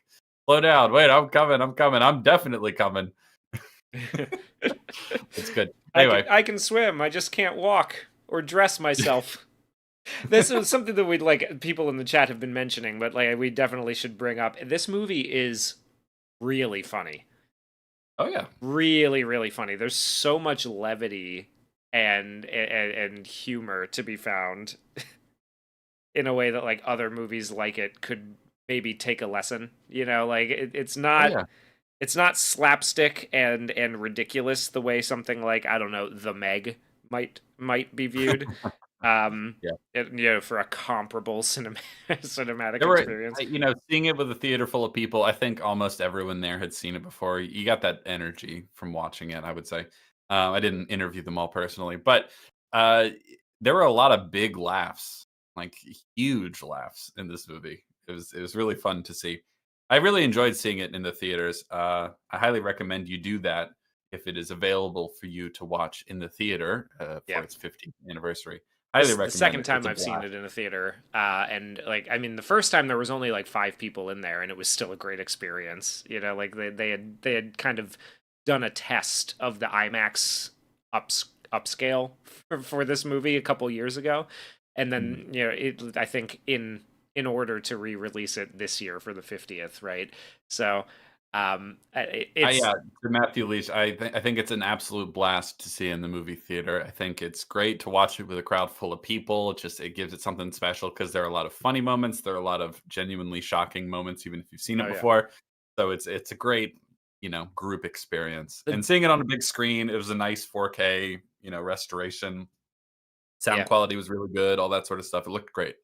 The jump scare with Hooper swimming down to the boat still gets Oh me yeah. every time. Yeah, Like, yeah, yeah. I know it's coming, and somehow it always surprises me. It's always like a Which half line second which earlier than I expect it to be. Which Monopoliz I don't know how to say your name. I'm Monopolize sorry, but me. oh, right. Yeah, no, that makes sense. I can see it now. Which lines got the big laughs?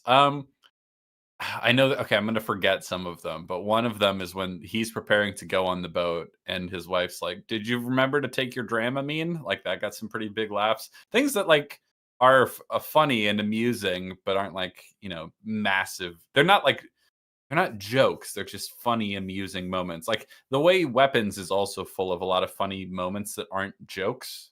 You know what I Yeah. mean? Like when Josh Brolin wakes up from the dream, he's like, "What the fuck?" Like, that's not a joke, it's just really funny. Yeah. There are a lot of moments like that in this. As we go through it, I'll try to remember what they were because there were some huge laughs, and I can't remember what One they of are them at the in my moment. theater was when Hooper comes over for dinner. Like, it kind of impromptu invites himself over with a couple bottles of wine and then just looks at a plate and goes, "Is anybody eating that?" And before anybody's said anything, he just grabs it and pulls it over. Like, Yeah. that one got Oh, some big laughs. The tiger one of my shark. A what? A what? Yeah. Another funny one for me is, it's in that same scene when Hooper comes over to dinner. He starts pouring the wine. He pours himself a very tall glass of wine that got a couple chuckles, and then he's like, "Oh, do you wanna let that breathe? Oh, no, I guess it's fine." And then he pours himself a very tall glass of wine, and then he pours very reasonable, modest glasses for the other 2. That got a couple chuckles, and then at the end of the scene, after he sort of, like, worked up the courage to be like, you know what, fuck it, we're gonna go do an autopsy on the shark. We're gonna go rip it open. And his wife goes like, "Can you do that?" And he's like, "I can do whatever I want. I'm the chief of police." Pretty funny. Yeah, I like it. It's good. people are asking when Ellen yells at Michael to get out of the boat after looking at the picture. Yes, Yeah, that is, yes. yes. So that got a huge laugh. Like, so okay, if you aren't remembering the scene, he one of his children got a small little sailboat as a birthday present or something like that, and he's sitting in it, and the dad Brody is like, "Will you get him out of the water, please?" And she's like, "No, it's fine. They're in the boat. He's not He's going in not the on the water." water. He's in a boat. I don't think he's And then ever he going to go back in the water again after what happened.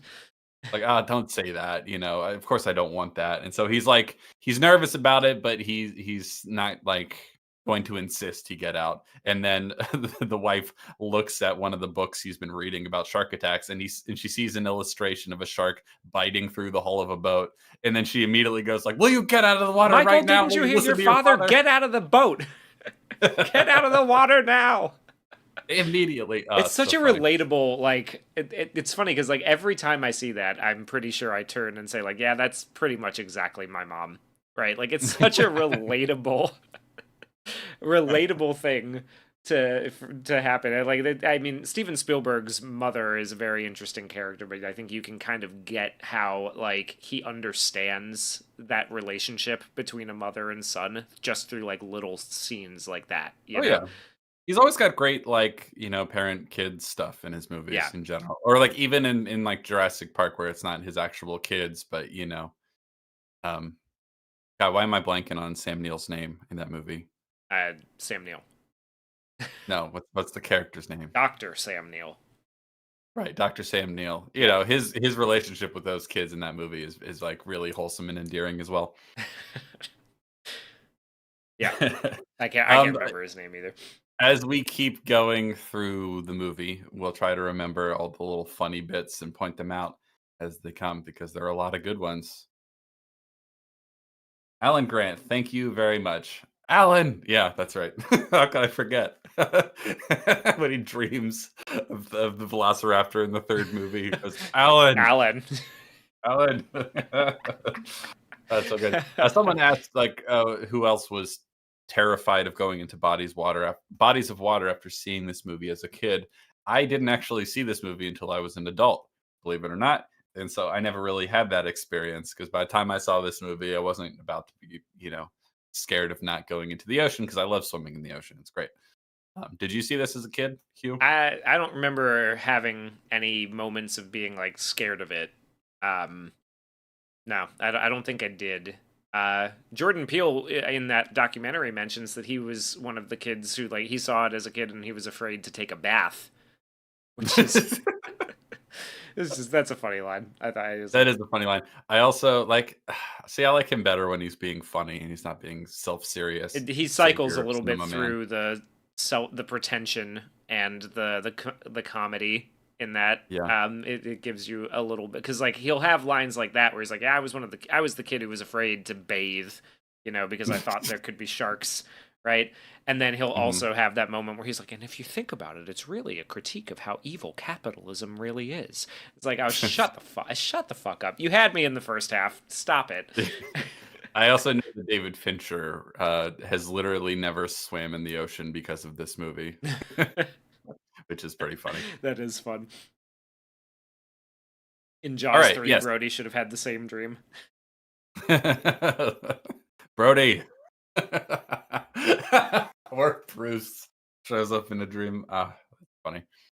So, yes, we see the kids going off to, do whatever teenagers get up to.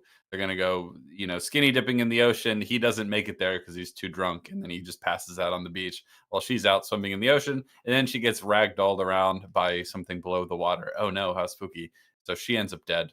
Um, and they find her body. Like I like the detail that it's like covered in crabs and Yeah, stuff. Like it's being eaten by all the sort of, you know, it's tiny animals in the it's ocean. It's washed great. up, but like they're like yeah, it. God, the scene of her hands sticking out of the sand, like Oh yeah. that's good. That's really really good, man. They never show the body, which is also another strong choice, but they showed the other Mhm. actors' reactions to it, where they're like, Yes, "Oh when Hooper God, when Hooper reacts to it, it's pretty good, and he yeah, starts describing it, and he's like, "ID positive ID can't be made 'cause it's too mangled." It's like, "Oh, Jesus."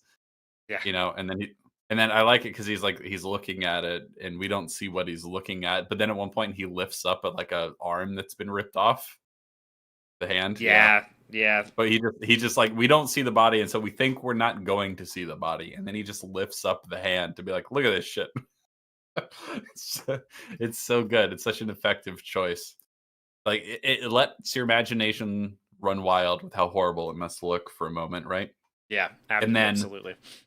it makes you like kind of go like, okay, well, I'm not actually going to have to see it. That's good. And then it does show you a part of it. It's like, oh, that's such a great choice. Such a Oh, great come choice. on, what are you showing me? What are you showing me? Come on.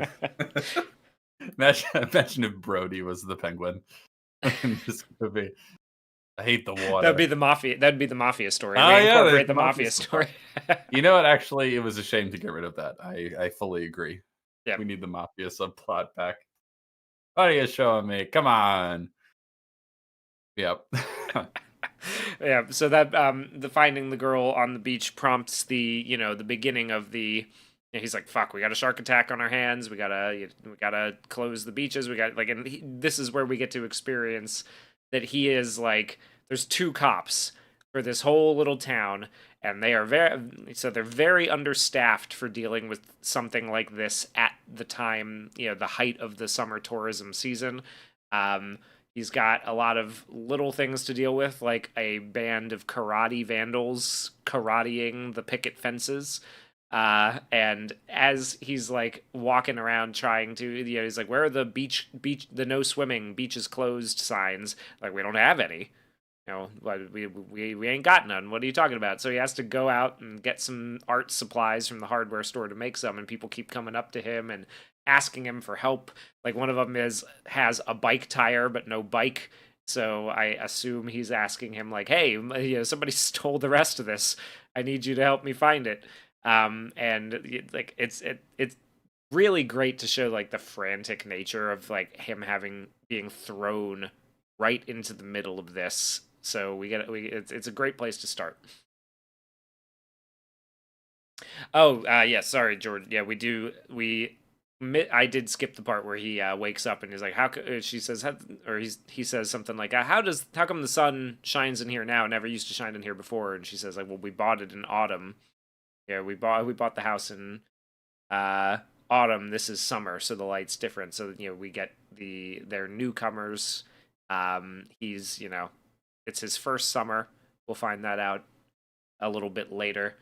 And we it really just showcases all of the challenges that go along with being like basically one of the only two cops in the entire town, right? Like, as grabbing some breakfast and heading in, and trying to figure out what to do about the shark attack while there are no beaches closed signs, which is a great little detail. So he has to run out and buy stuff for it.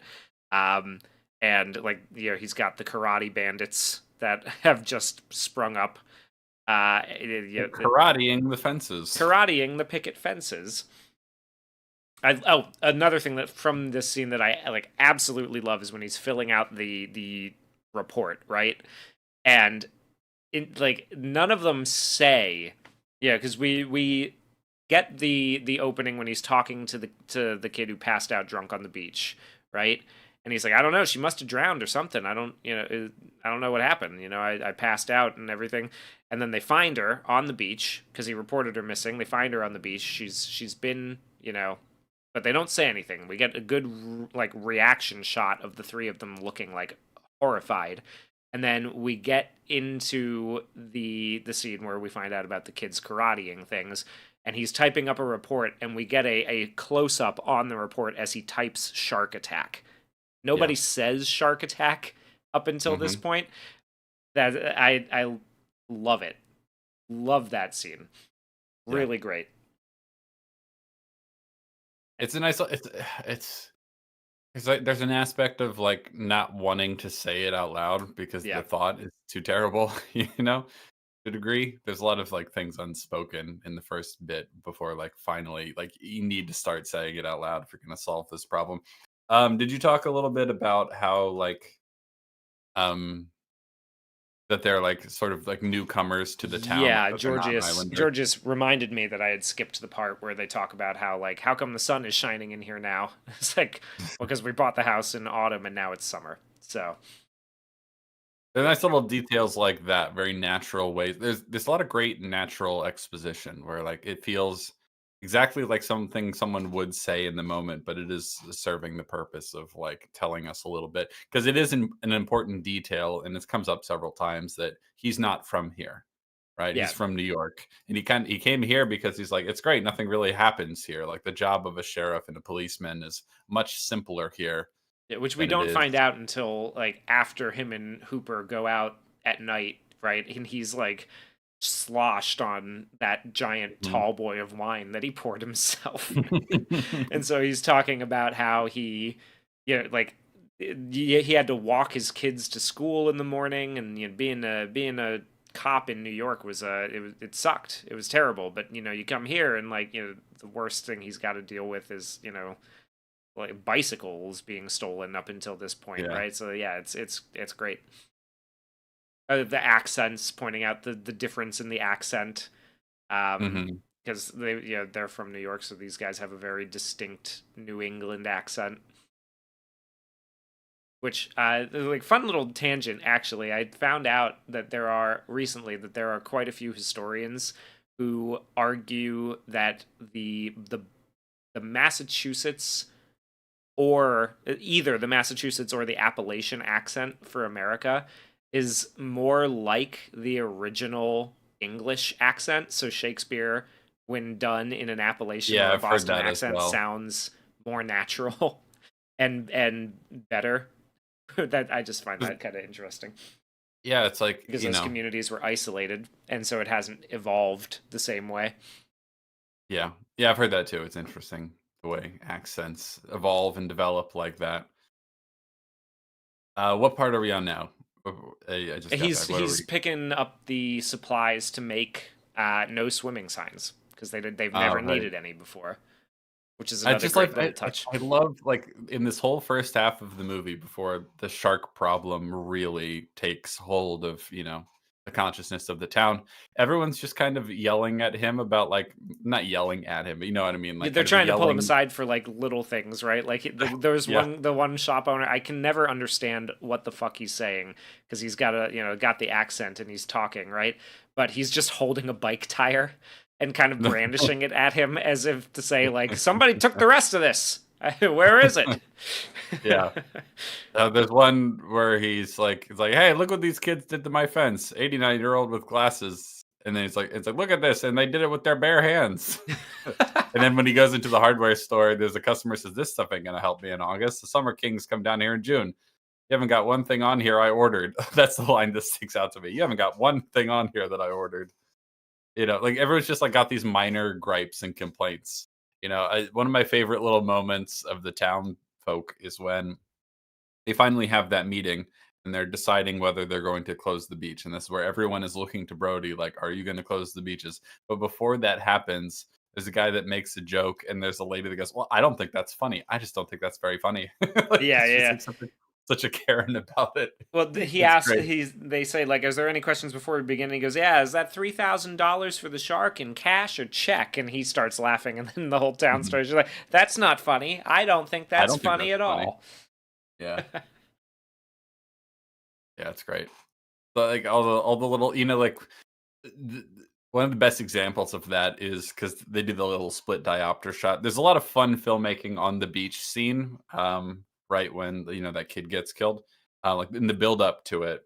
Like there's a guy who comes over to just start talking to him while he's trying to keep an eye on the kid out on the water, and like it's so funny. Like I don't remember anything he says ever, but it's just another thing. People are always trying to pull him aside, like, "Hey, I got this problem. I need you to help me deal with it." But none of them are like substantial problems. It's pretty funny though.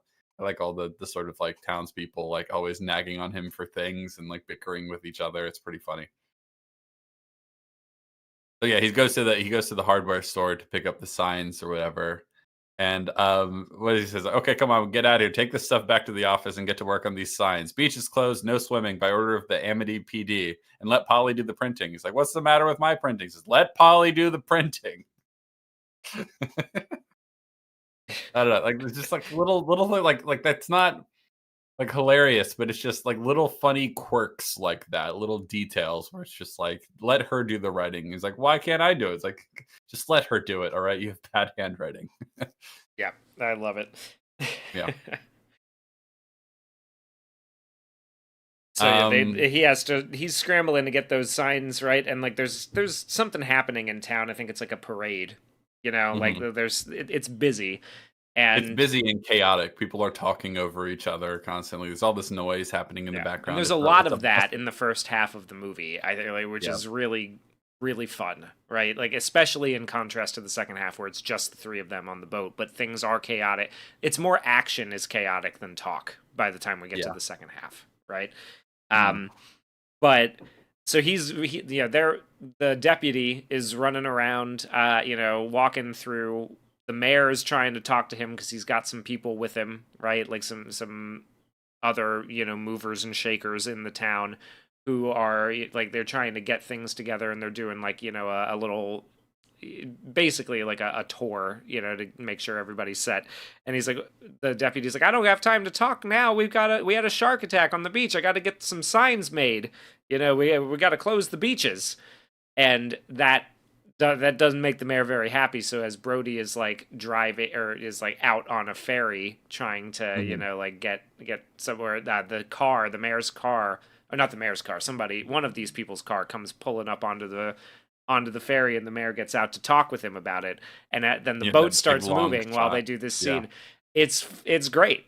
What a good it's great. shot. Like there's dynamic motion in so many of these scenes that just it lends a lot of, what's the word I'm looking for? It lends a lot of just like action to something that could have been very just straightforward, like a straightforward two shot, right? Like there's stuff Yeah. happening that's engaging in the background, but it's not distracting, you know? Well, yeah, like what you might expect if this scene was done today, if they did a really shitty remake of Jaws, right? This scene Yeah. would just be they would just cut back and forth between medium shots of the two of them.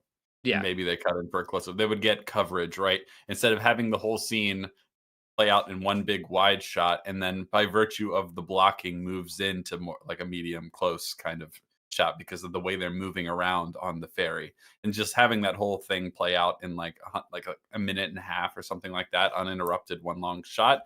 It doesn't draw a lot of attention to itself. But it I've heard it described before that a lot of Steven Spielberg long one shots like that are like different smaller shots that are stitched together with like simple blocking and character movements.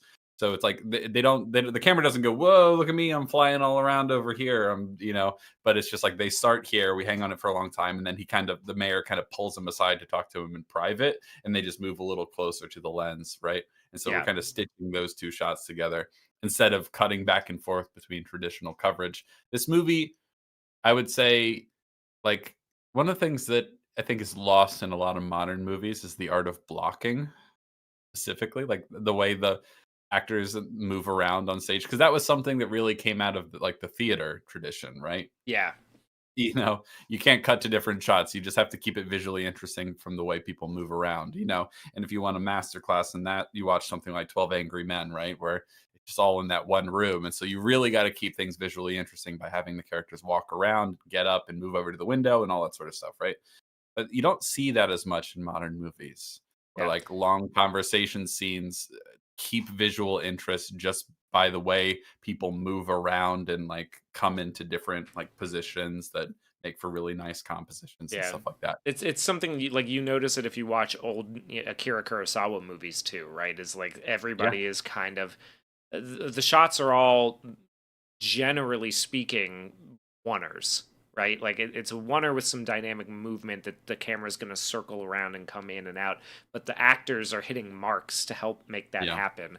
You never see that in like movies You that are don't see like that a lot in modern movies unless it's like, oh, we're going to do this whole movie or this whole scene in one big long take. And yeah, that's the only time you ever really get that. But oftentimes, I feel like those scenes, the camera is like really drawing attention to itself, which, it has its place for sure.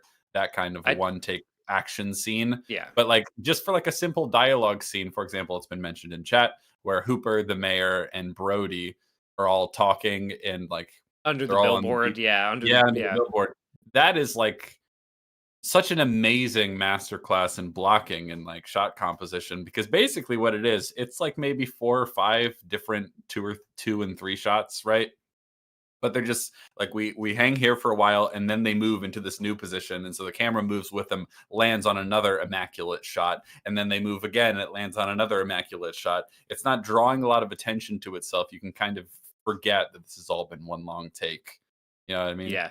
Like I I've always liked that sort of I thing just saw about one in the Spielberg trailer as specifically. it was, and it'll come back around, right? But it's the scene where they first spot the shark, and Hooper comes down, and it's on him, right? It looks like a like a medium on him, and he says that's got to be a 20-footer, and then it, instead of cutting, it pans down to Brody and Quint like looking out at the same, and that's when Quint says 25, right? It's a Yeah. 25 footer, right? And it's like if this was a modern movie, you know that what they would do is like they would show Hooper coming down, and then they'd cut to Quint, the close up Yeah. of Quint instead, or something like that. It's just the choice to do it as a one fluid thing rather It than get a helps bunch it of helps coverage. with having the general pace of the edit of the movie be a lot slower than modern movies are. Yeah, You know what I mean? Because like certainly,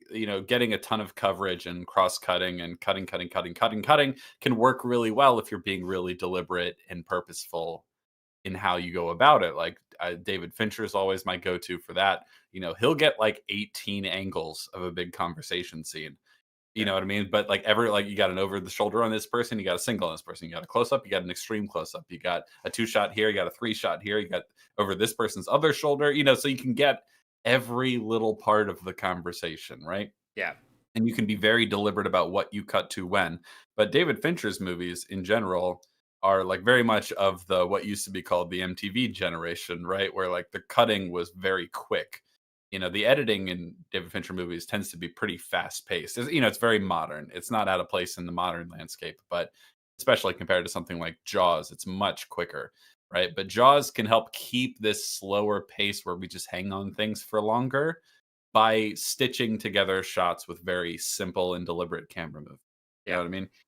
And like that, he's always finding little ways of doing that. Where it's like sometimes, like the big one with the billboard, that's like 5 or 6 different shots stitched together. That's really nice.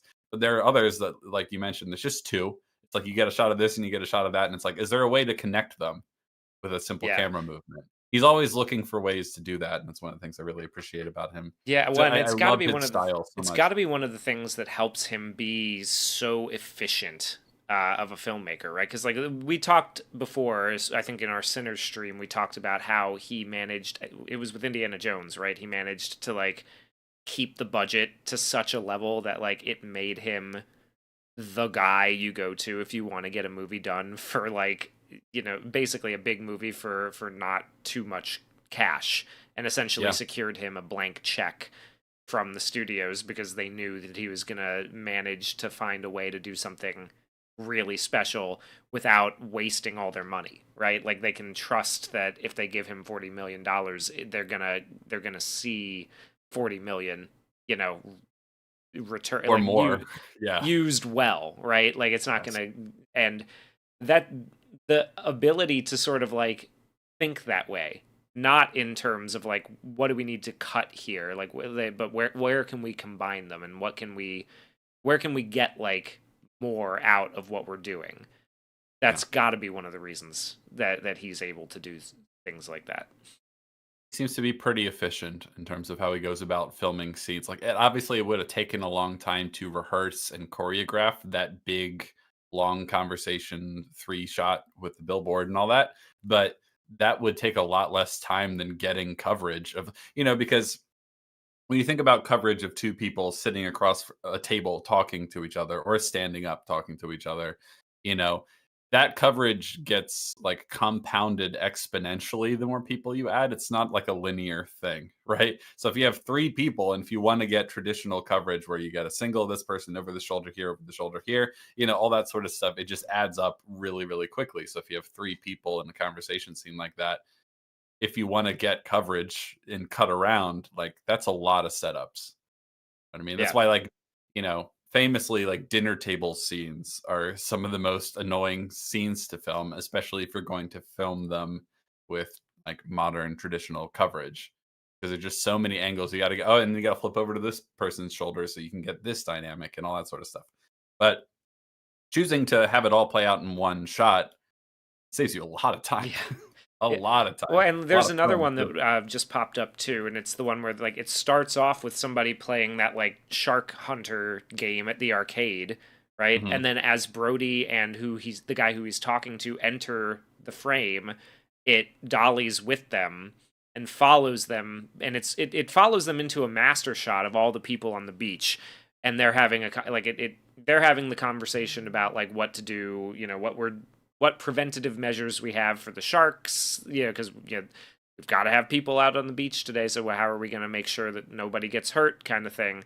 And but it follows them into into a master shot that's just like wide, and you see them surrounded by the chaos of all the people and everybody like running around and having their conversation, but at no we don't cut in to them at any point during that. It like Yeah. comes back around, and it's like it's really, there's a few of them like that, right? There's the Yeah. this movie in particular is famous for. There's the other one where the guy comes out of the like the bait and tackle shop on the pier, and then it follows him around the corner as Brody and whoever he's talking to are coming around the corner and then walking back up to, the boats. And that's all incredibly efficient, but very dynamic and interesting to watch, Yeah. so that it doesn't just like bore you. Yeah. It's very impressive. I love his style in this regard. He's one of my favorite filmmakers of all time in terms of this kind of Yeah. stuff. Like I love movies where like it doesn't have to like cut so much and we can kind of hang on things and kind of stay a little wider, like watch whole conversations play out with both people in the shot at the same time, stuff like that. And this movie is just full of that. And I love it. It's great. Yeah, Um absolutely. they're on the ferry and the mayor is talking to Brody and he's trying to convince him like, hey, let's not jump the gun here. Let's not, let's not start screaming shark before we know it is a shark. Maybe it was a boating accident, that sort of thing. A summer girl goes swimming, she swims out a little far, she tires, a fishing boat comes along, and someone's like, it's happened before. Like, I don't think you appreciate the gut reaction people have to these things. Brody's like, Harry, I appreciate it. I'm just reacting to what I was told. And it's like, listen, it's all psychological. You yell barracuda, everyone says, huh? What? You yell shark. Got a panic on our hands on the 4th of July. And then, like, once they get there, it's like, all right, you can take us back now. like the idea that they just joined him on the ferry, not because they were going over there at all, just so they could have this conversation with him. And that whole scene plays out in one long shot as well, in a way that doesn't, like we mentioned before, it doesn't draw too much attention to itself.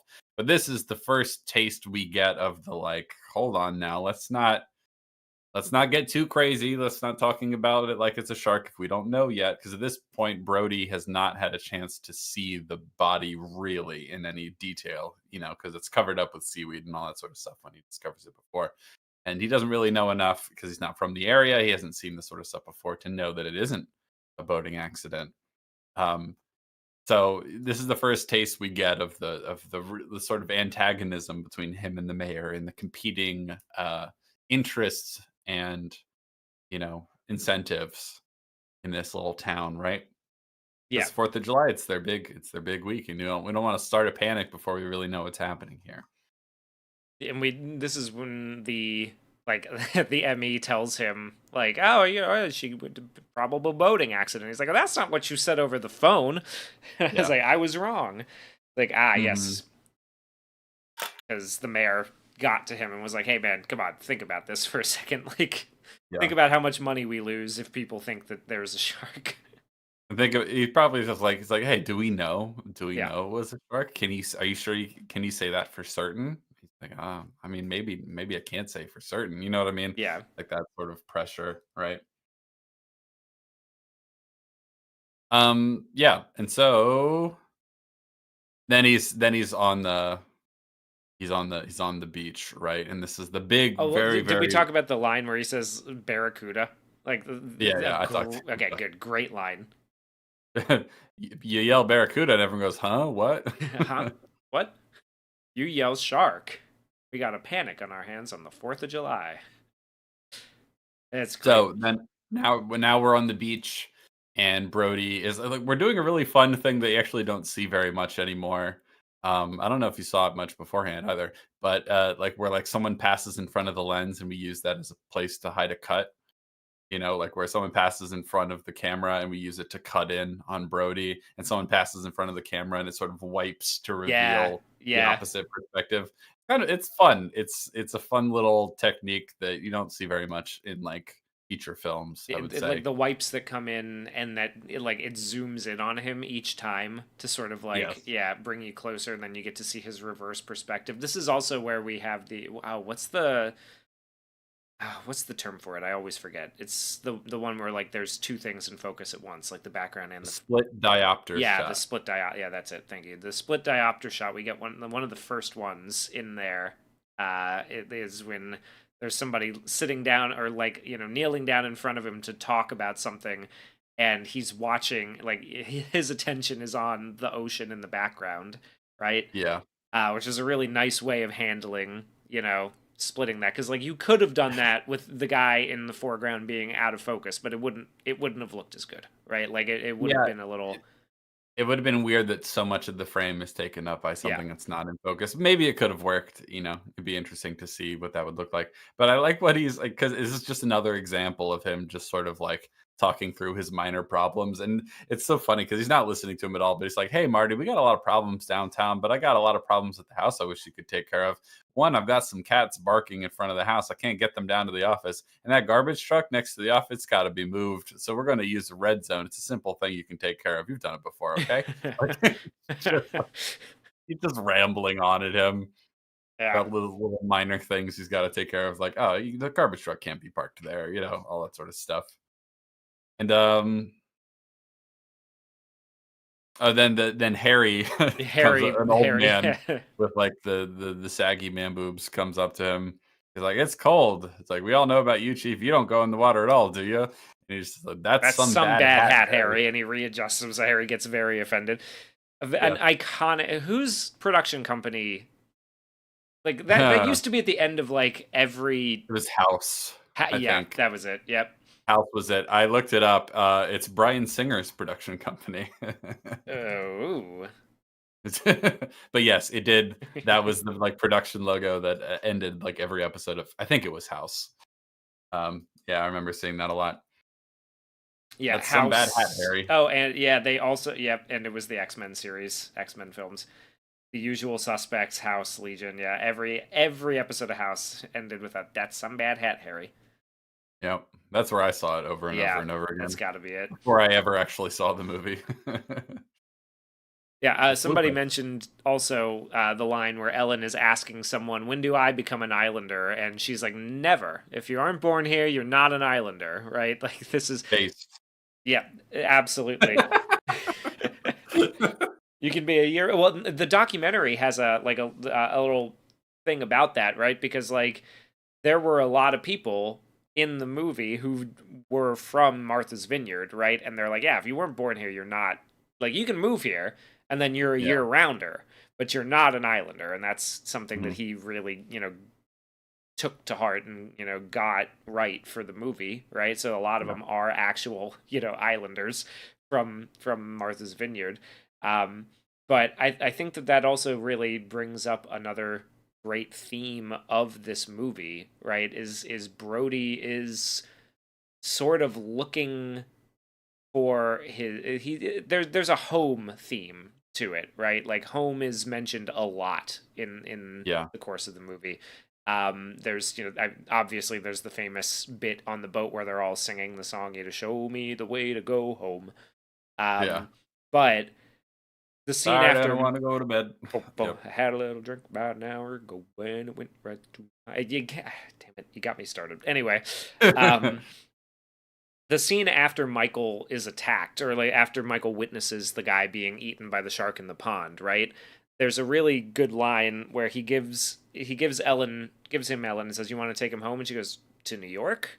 And he's like, "No, no, home here." Yeah. Like no, Yeah. home here, because this And is she's like, "Well, do you wanna leave this place?" yeah. Like, or She's basically giving him an out, and he's like, "No, yeah, no, I'm gonna like, stay." no.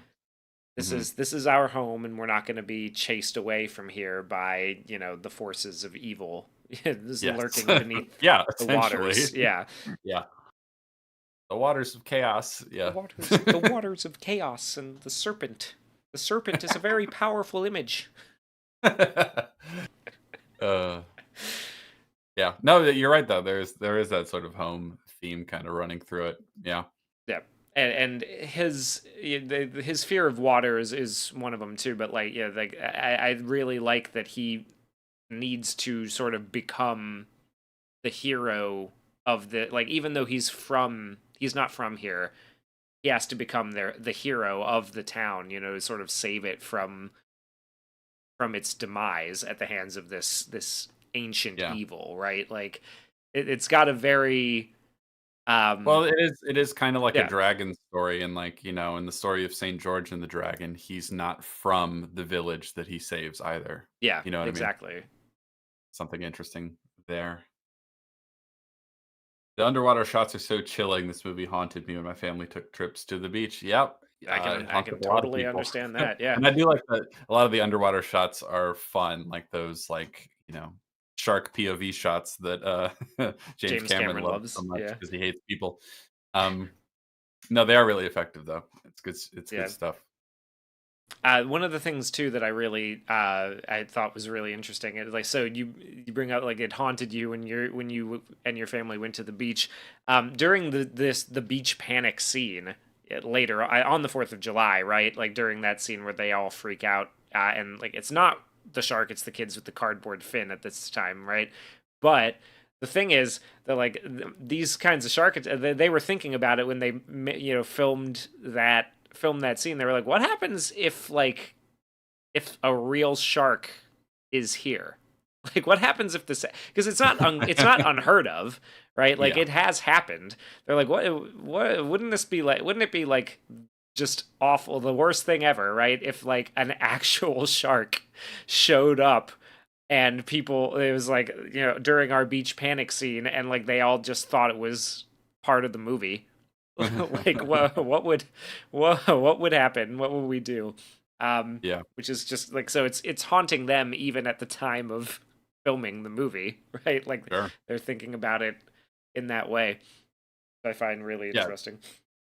So we're on the beach and we're doing all that great stuff to build up Brody's and the audience's anxiety about people going in the water, and the camera is sort of drifting from all the different people on the beach. It's like we're following this person, and then the camera follows a different person going the opposite direction, building up this anxiety of like, who's it going to happen to? What's going to happen?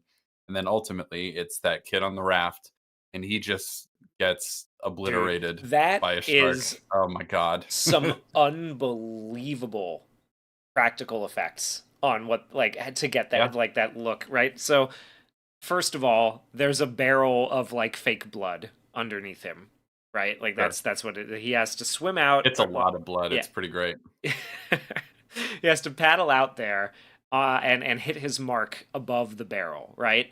And then what Mhm. happens is like the barrel goes off and all that blood starts pulling up, and he's got two guys in scuba gear underneath him, the kid, pulling him down, giving him air, getting him back up, and then pulling him down again, so that Yeah, like they don't have to just use the mannequin, which is, and the kid was 12 years old, did it in 2 takes. yeah. Great. It looks It looks fantastic. amazing. It's Yeah. brutal watching him Yeah. flop around like that with all that stuff going on. I mean, it's Oh, and the great. panic, the sort of like mild stampede as everyone's trying to rush out of the water, and like we're cutting to like a kid on the beach that's crying, and everyone's screaming and grabbing their children and falling over. Like someone's being dragged out of the water. I think it's like an older guy who's being dragged sideways, Yeah, all that sort of stuff. And then like everyone like looks and everyone's found their children and whoever they were with, except for the mom, yeah. right? Who's looking around and doesn't see him. And then the And raft. then we see the raft with the big giant gash in it. We don't cut back to her. We're gonna get her reaction to all of this later, but like we just hang on the raft for now. And I'm like, God, that's so good, man. Yeah. It's a hard scene to watch, honestly. It's Like yeah. the It's tension as it builds up is pretty incredible. And then when it finally happens, it's like, oh no, not the kid. Like Yeah, it's well, and like terrible. the build up to it, right? The build up to it is like he's sitting there watching everything. We've got Harry swimming under the fat woman who's just floating around, right? And that he sits up and everything. You start to Yeah, wonder, like, oh, is anything going to happen? And there's a yeah, guy playing with his dog, playing fetch with his dog, and then yeah. the dog goes missing. Like, Yeah. and you just see the broken stick floating in the surf a little bit, and that's when we really start to like, oh shit, something's out there, right? And people are mentioning as well, like, like when as soon as this happens, or when this happens, like we get that beautiful dolly zoom It on might be the Brody. best dolly zoom in movie history. There are a lot It of great really might be. examples, but I There's think good contenders, but this is the one that I think I people think it's the best know one. the I most. because, like, we've been in his anxious, you know, state for this whole scene. It's been building and building, and then when he finally sees, like, his worst fear come to life, we do this, crazy dolly zoom on him, and, like, where we see the wave of recognition that, like, "Holy shit, it just happened, and it got a kid." Yeah, You know what I mean? yeah. That it just hits really, really hard. Yeah, it's great. The only other one that I can think of, and this one I would say definitively doesn't like it doesn't have the build up or the payoff the way that this one does, right? But in Lord of the Rings, when the Nazgul come after him in the beginning of Fellowship, and Mhm. it's like does that on the path and shrinks everything, that Oh, yeah. achieves a really eerie and like it almost in the opposite way. It sets up what's going to happen by Yeah. doing it. So I think that that's kind of an interesting, That's another great one, yeah, yeah. I one of the things that I really appreciate about the Lord of the Rings movies is just kind of, like, how gonzo the filmmaking really is. Yeah. Like, there's all these Dutch angles and dolly zooms and, like, all this sort of fun, out there, over the top stuff that he really makes work, you know what I mean? Like, there's a lot of filmmaking techniques in those movies that are very stylized and almost, like, bordering on silly in a really, really good way. Yeah. Yeah, Peter Jackson. uh, In we could talk about this at another point. I'm sure we could do a stream on Lord of the Rings, and I'd actually like to do that at some point. But Peter Jackson was, I would say, maybe a very weird choice if you were like at the time You're just thinking looking at about it it, on paper, like yeah. looking at it on paper and looking at what he'd done. Probably would have not been most people's first choice if they were big fans of the book because of how Yeah. weird of a filmmaker he was, you know? Mhm. So Yeah. yeah, that'd be really cool to talk about at some point. But yeah. Oh, absolutely. Yeah, yeah, a great detail that Monopolize Me points out. "I got your name right. Aren't you proud of me?" Anyway, Brody rushes to the water, yelling for everyone to get out of the water, but he keeps glancing down at the water because he can't even get his feet wet. Yep. It's such a great it's so good because, you know, you can tell he cares a lot, but he's just so terrified of the water, he can't bring himself to actually go in, and then when he finally does, it's really, really satisfying, an effective payoff. But that whole scene, there's so much great stuff we could keep talking about, like, and the other one was, like, when, like, those teenagers are playing in the water, and it looks like she's getting attacked, but it's just her boyfriend kinda grabbing her and tackling her, you know? Yeah. People goofing around, and, like, his nerves are at, like, a 10, and then it finally happens, and, like, that dolly zoom is incredible, man. It's so good, and the fun thing about dolly zooms is that you can go in either direction, and they have very different effects, right? Like, in this one is like, it starts telephoto and then zooms out as the camera pushes in, so when it finally lands, it's a very wide angle close up, so his face is extremely, like, distorted, right? It's really effective in this particular use case. I think you can go the other way. It just has a very different feeling. You know what I mean? Yeah. Well, Anyway, yeah, like I mean, the Lord of the Rings scene is a good example, right? Is like this in this movie, the zoom is sort of the climax of the tension, and in Lord of the Rings, it's used to begin the tension of the scene, yeah. right? Because like Like, holy shit, I know what's coming like now. something's on its way. What's going Yes. on? Because it's a zoom in on a blank path, but then like he freaks out. They get off the road, and that's when the terror really starts. Because like then the giant like hulking ring wraith is like leaning over them and sniffing, looking for them in the hollow of the tree that they're hiding in. Right. So it's like it gets more conventional afterward, you know. But like yeah, Yeah. so that's it's a good sort of like foil, I would say. In the yeah, the two or in two ways that you could use a shot like that and really achieve. Yeah. I'm looking at that, trying to figure out. Okay, so the background's being pulled. I think it's the opposite direction. Oh, yeah, in the shot. Yeah, I'm looking at it right now. Is the background's becoming compressed? So it's pulling the yeah, so it's going the opposite direction. It is zooming in while pulling out. Cool. Yeah, yeah, that makes sense. Yeah. Yeah, Anyways, sometimes that's yeah. God, the film grammar in those movies is so fucking good. It's really It's cool. Like really on it's point. really stylish and fun. I always really appreciated that about the Lord of the Rings movies is that they're kind of gonzo from a visual perspective. It's great. Yeah. Really effective. When like knowing Anyway, how to use that, like so using it in the opposite direction to achieve sort of the opposite effect, right? But like or yeah. like the opposite direction of the tension of the scene. It's going in the other way. So like that's just it's just that's good cinema. That's peak Yeah, cinema so right there. the effect that it has in the Lord of the Rings shot is it's compressing the space towards the camera. Like so, it starts off looking like it goes off into the distance and then it basically looks like the trees and everything disappearing into that like kind of single point perspective in the distance is being pulled towards you. Really an interesting shot. It's a really interesting effect. Yeah, and it's the exact opposite because if you look closely at the dolly zoom in Jaws, like if you look at the background, it's like pushing away from him. You know what I mean? Yeah. Yeah. It's Anyway, like, oh shit, like we're zeroing in right on him. It's like, yeah, yeah, God, what a good and I anyway. love what it does to his face because it like kind of distorts his face in kind of a comical, scary way. It, Define Gonzo for I am stupid. Yeah. All right, let's get a dictionary definition of Gonzo. Besides being a Muppet, yeah. um, um, informal, outlandishly unconventional, outrageous, or extreme.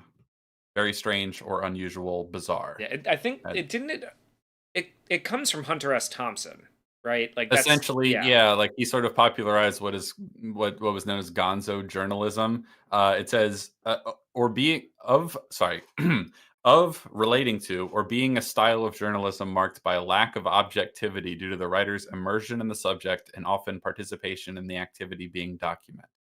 Right, Yeah. and so somehow that came to mean bizarre and unconventional and outrageous, probably as a result of his writing specifically. Yeah, so like Um, the AI overview on Google that I've got, and I think this really like the way that we use it, and we've done this a lot, right? The way that we use this term, in your face, like an often experimental, surreal, or an extreme quotes in your face aesthetic that tends to blur the line between reality and fantasy, or focusing on characters and situations that are themselves chaotic and eccentric. So I think yeah, that that's probably the best that's way of that's what I defining it. am Yeah, using. That's how I'm using the term to describe some of the filmmaking choices in the Lord of the Rings, because they're pretty out there in a way that I think he makes work really really well. yeah, Okay, it also describes the Muppet. Got it. Yep, you got it. yeah. It sure do. So As, after the beach scene, as we're into the town meeting, right? Gonzo the Muppet once famously said, "We were however many miles out of Barstow when the drugs began to take effect." Yeah, Okay, yeah, yeah. So the Kittner boy has been et. His an et leg by has the been shark. noshed on. Yeah. There's no coming back from that. Yeah, Yeah, so it's the big town meeting, everyone's sort of filing in, they're talking over each other and stuff like that. The mayor tries to get everyone to come to order. One of the chair members says, "Is that $3,000 bounty on the shark in cash or check?" And she's like, "I don't think that's funny. I don't think that's funny at all." And then, that's Brody that's the same woman who was like, "You can't be an islander unless you were born here." was that her? That's That's her. funny. Yeah. Yeah. Yeah. Which Um, this is another thing about like this movie's side characters, even if they aren't like ever directly named, right? They have so much character to them that yeah. they like they feel they feel just like people, right? Like people like very strong people that you would like kind of everything about this character just from her couple of lines, right? She's forceful, She's got this very strong opinion about what makes an islander in this world, right? Hmm. It's great. It's very solid work, and I think Yeah. improved a lot by the fact that these are, a lot of them anyway, real people from the island Yeah. who are just sort of like, I mean, There's an authenticity to it that yeah, you can really feel.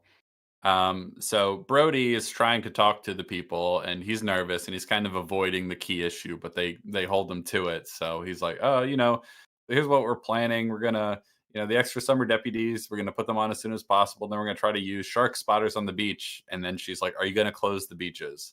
And like, come on, let's just cut to the chase here. And he says, "Yes, we are." And then everyone starts freaking out. It's like, "We're also planning to bring in some experts from the Oceanographic Institute on the mainland." That will be Hooper eventually. And then the mayor chimes in. He says, "Only 24 hours. Like, they're only going to close it for 24 hours. Don't I worry." He's didn't like, "I agree didn't to agree to that." that. Yeah. And then it's a really funny, like, line coming from off camera where someone says, 24 hours is like 3 weeks. Yeah, that 24 hours is like 3 weeks. It's great. And you know what that reminds me of? It reminds me of in The Dark Knight when someone off camera yells, "Things are worse than ever," in the press conference scene. Yeah. He's like, "I didn't agree to that. Everyone's bickering. Someone says 24 hours is like 3 weeks." Then we hear the sound of nails scratching on a chalkboard. Once he gets everyone's attention, Quint is like, "Y'all know me. You know how I earn a living. I'll catch this bird for you, but it ain't gonna be easy. Bad fish. It's not like going down to the pond and chasing bluegills or tommycots. This shark swallow you whole." And so, first of all, I love the way he talks in this movie. It's so funny and it stands out like a sore thumb from everyone else and how they talk. I mean, his accent is good and believable and accurate, but it's just so funny, this character that feels so out of nowhere here. Oh my god, it's so good. He's like, "I'll kill your shark for you, but I value my neck a lot more than $3,000. I'll find him for 3, but I'll catch him and kill him for 10. Got to make up your minds. Going to stay alive and ante up, or you want to play it cheap, be on welfare the whole winter?" Says, "I don't want no volunteers. I don't want no mates. There's too many captains on this island," which is a great little bit because there is, you know, like there is a little bit of that in the movie. There's a sort of like, well, who's in charge here? Who decides whether we close the beaches or not? Like there's a little butting of heads between the sheriff and the mayor and all that sort of stuff. It's like, too many captains on the island. $10,000 for me by myself. For that, you get the head, the tail, the whole damn thing. And then they're like, "Thank you, Mr. Quint. Well, we'll take that under advisement." And then he He leaves. gets up and he has that one really dirty guy like who Yeah, it follows kind of him follows him everywhere. around. Yeah.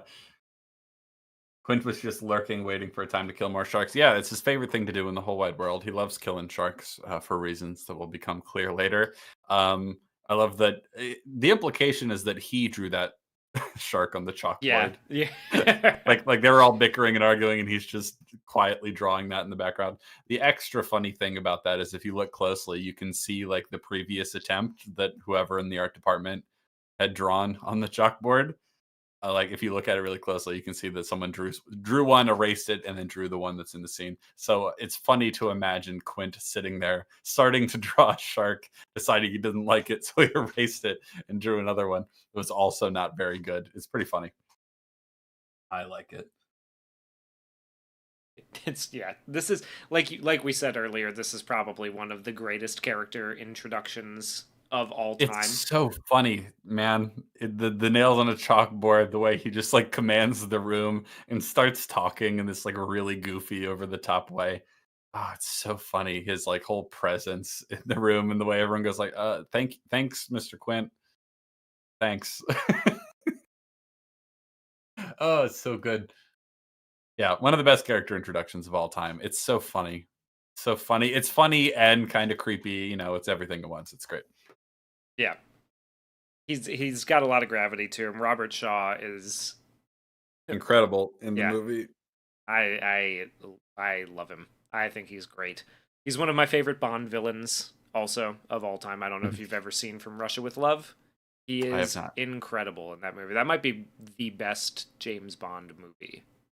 Maybe, I don't know. Okay. I would, that would be up there for me, as one of the top three for sure. Especially in the Sean Connery era. That one's good, and he plays a great villain in it.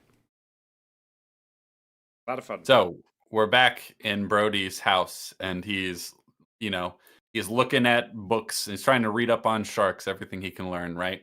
And we're doing really great stuff where we can see the reflection of what he's looking at in the books in his glasses. He's just like really fun filmmaking, stuff like that, you know?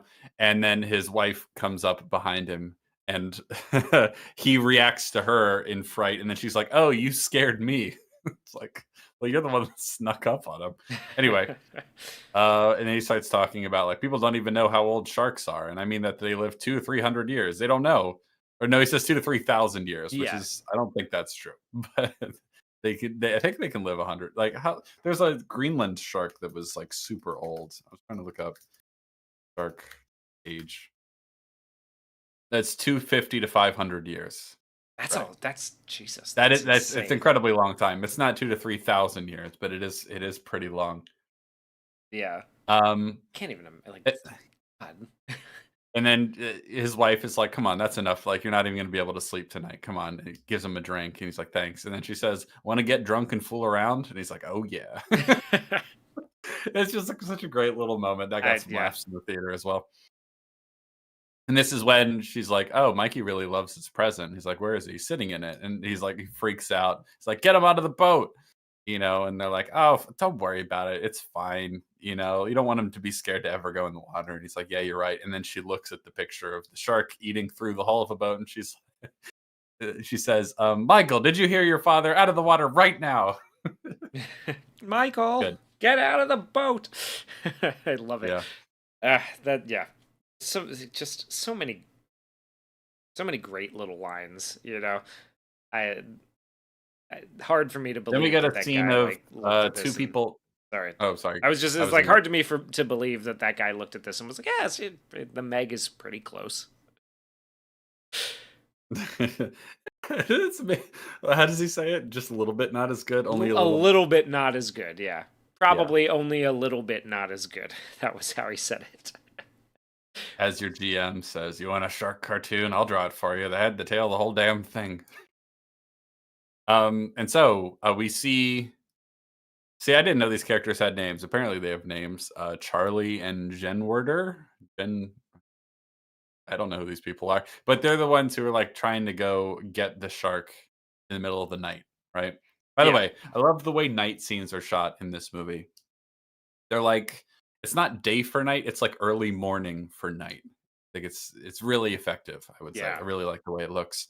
Um and so they're going out in the middle of the night even though you're not supposed to, and they're like trying to get this $3,000 reward. And this is where you get that whole sequence where they're out on the dock And the and the dock gets dock gets ripped pulled off. away by the shark. It gets pulled away and then you see it turn around and like it's dragging the dock back to shore. And Charlie's like, "Hey, what does he say?" He's like, "Hey, Charlie, take my word for it. Don't look back. Swim, Charlie." I love the "take my word for it." It's like, don't look back to see that he's coming. Just please believe me, he's coming.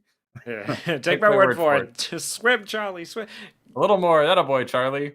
The way the music works in this scene too is like when the dock goes out and then turns around to start coming back, and it's like it's so Yeah, good. yeah.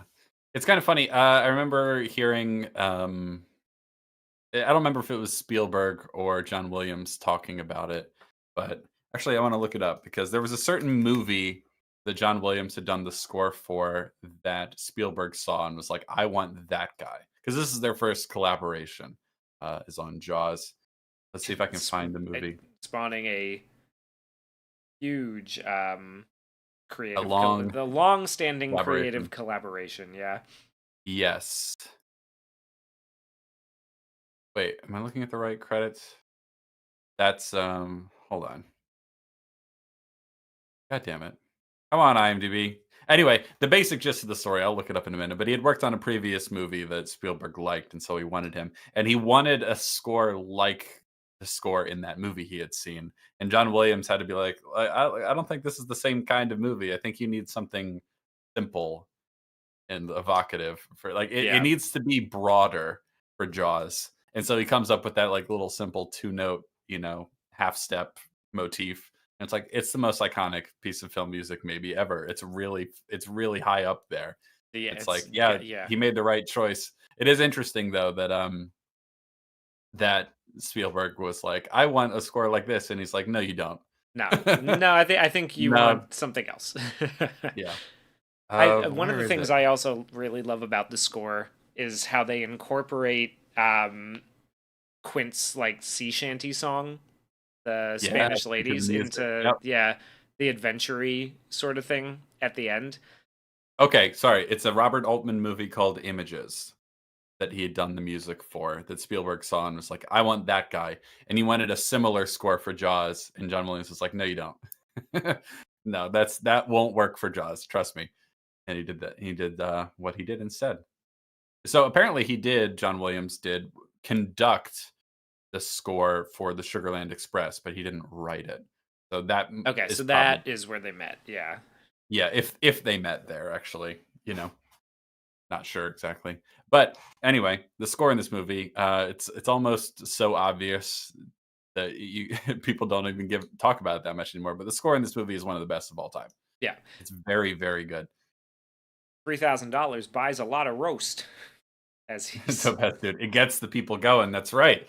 No one knows what it means, but it's provocative. It gets the gets the people people going. going. It does. It really does.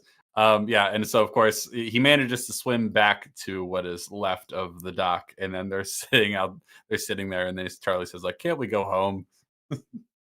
That's another fun moment. Yeah, another I got a another couple reference chuckle. to going home in this See, movie. there you go. The Cool. themes. Themes. Cinema. Martin Scorsese, unprompted. Um, Bum, bum, bum, bum. so yeah, Dvorak's New World Symphony. I Dvorak. was Dvorak. Sorry, I thought that was a Yeah, get it Watchman. right. What? Dvorak, isn't that a Watchman? The one with the face. Boo.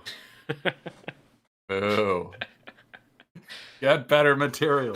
This guy stinks. Uh, But yeah, I was wondering because like John Williams is often like the people who do detract from John Williams, which I think they are wrong for doing, by the way. But we've talked about this mhm. before. They often cite that he like borrows or plagiarizes heavy air quotes from classical pieces for his scores, so that it's like Oh, you mean the same way that classical composers he's borrowing from quoted other classical composers? Yeah. It's yeah, almost like that's how music almost works. like almost like yeah, like he was No, inspired by yeah, musicians. if you can't tell, I kinda hate that criticism of John Williams, but he does take a lot of, inspiration from classical pieces and sort of he's something of a remix artist, and I don't mean that as a point of critique. Um, Because but, like he creates something new and thematic by using like I have to imagine that the guy has like an encyclopedic knowledge of classical music, and he's yeah. just like, this is I think this is the one that I could use to apply, like we want something tense and Mhm. like Like really. Mars, the bringer of war, and the build up to the destroying the Death Star and stuff like that, yeah. Yeah, or like I mean the fanfare for the common man. It's like, okay, he used that twice, once for Superman and once for Saving Private Ryan, right? But like both for different reasons, Both for like different reasons, and he changes it each time, yeah. like, like, it's obvious, I think, to listen to Aaron Copland's fanfare for the common man and hear the sort of genesis of the Superman theme in it, but they are different. Yeah. You know Yeah. what I mean? Like, if you think of, like, oh, some of the more direct rip-offs, quote, unquote, are, like, the Mars, the Bringer of War by, Holtz, um, and some of the music used in Star Wars, but the chord being the sort of dissonant chord hits that you're hearing over and over again in that particular example, it is a different chord and the rhythm is different. It's just evocative of it, but that's just all classical music worked. I mean, Yeah. the idea Yeah, real quick of to like Ruby. copywriting a melody is a very modern notion, Yeah. first of all. And to It's Ruby, I didn't mean to insinuate that you were criticizing him, like yeah, in but that way. no, It's you just just brought it up. It's a common one. yeah, it's a common criticism. I used to hang out with some people who went to went to school at a conservatory, some musicians who were studying to be, conductors and composers and all that, and they would bring that up a lot, and it always irritated me even then, Yeah. when they knew more than I did, like, academically anyway, but I would always kind of be like, isn't that just sort of what happens when you take inspiration from things? And they'd get very Yeah. angry with that kind of response. Um, yeah, No, it's entirely pretentious. It's like, oh, look, I know the thing that he's quoting, and so I'm smart. And look at this knowledge of classical music history that I have that you don't. Like that's because if they had a little bit more knowledge of how this thing's worked, you'd be like, oh, well, all those classical composers were borrowing from the ones that came before them. You know what I mean? yeah, Like someone mentioned, Beethoven being hugely inspired by Mozart, and so they like, they all like viewed themselves as being continuer like to continue the tradition that they came from, and so they'd use melodies from this one Bach piece and reinterpret them in their own way, and like that's just kind of how things were done. yeah. So yeah, And I've also just continuing on the John Williams thing for a second.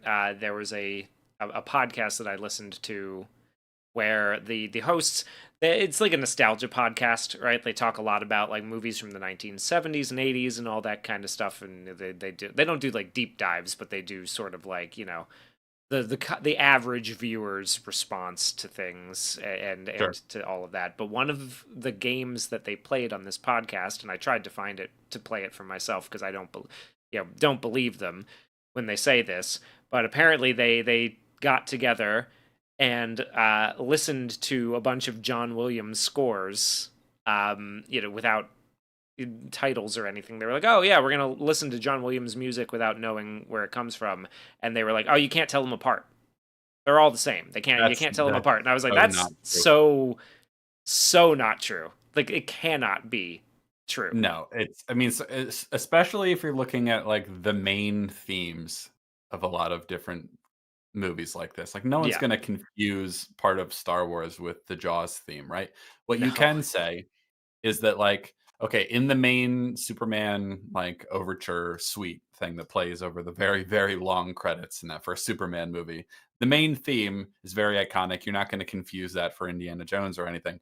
But there is a like secondary theme that appears, like a B section that sounds a little bit like it's could have been from Star Wars. I mean, he wrote them within a year of each other. So yeah, there are some similarities, and if you don't have great ear, maybe you wouldn't be able to tell the difference. But that is kind of like that's a trickier thing. yeah. There Like, was oh, what's we tried the it. beef?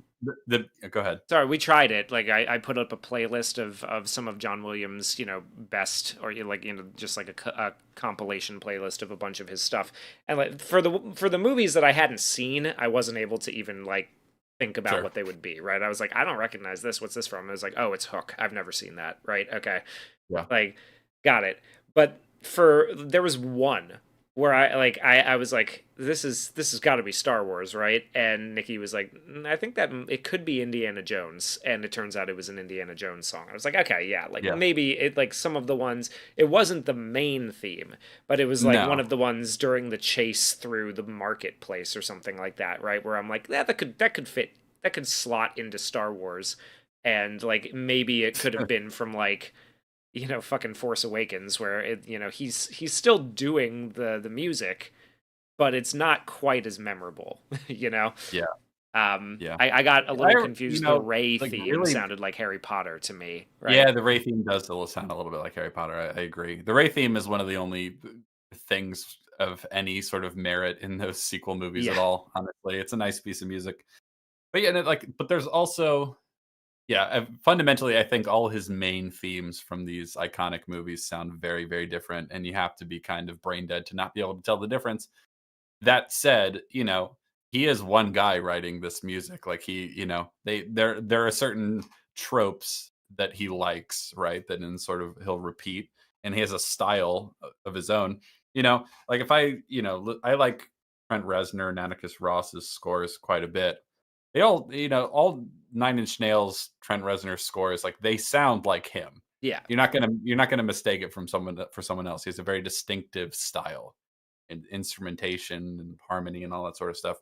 But that doesn't mean they all sound the same. yeah, I, yeah. I think Well, and I like can't really think I of any wanted to. movie composers that are like that. I Honestly, tried very hard to find the episode where they claim they did that, and I couldn't. Like I like could not find where they said that they like got together and listened to them and like in the same room tried to guess which was which. But I was gonna be Yeah. like, there's no fucking way that like you listened to the Imperial March and went, I don't know, I think that's Jaws. Is that Harry Potter? Is that Yeah, Voldemort's like theme? wow, God, isn't that Jaws? Isn't that the sound that plays when the shark is swimming? Yeah. Like there's no way. Um, that would be pretty funny. Yeah. So now you've ignited a very small but fierce debate over Hook. Yeah, Hook is one person underrated. thinks Hook is cringe. Yeah. Yes, and it's turned into a very fierce and bloody debate in the chat, alright? Swords drawn, blood has been Yeah, we spilled. will be watching Hook at some point because I have not seen it, and I'm curious to be able to weigh in on this debate. I have a feeling I'm going to agree that it's like, given everything I've heard about it, I have a feeling that I'm primed to enjoy it, but you never know. Who knows? Maybe we'll argue. Maybe we will argue because I think it is incredibly underrated. It looks like fun. I've seen the trailers. I It was like, yeah, is that fun. looks fun. It is. I like it. Businessman dad has to learn to pay attention to his kids. It's a classic. It's an oldie but a goodie. Oh, Um, like the Lego movie. Yeah, yeah. yeah. Or Barbie.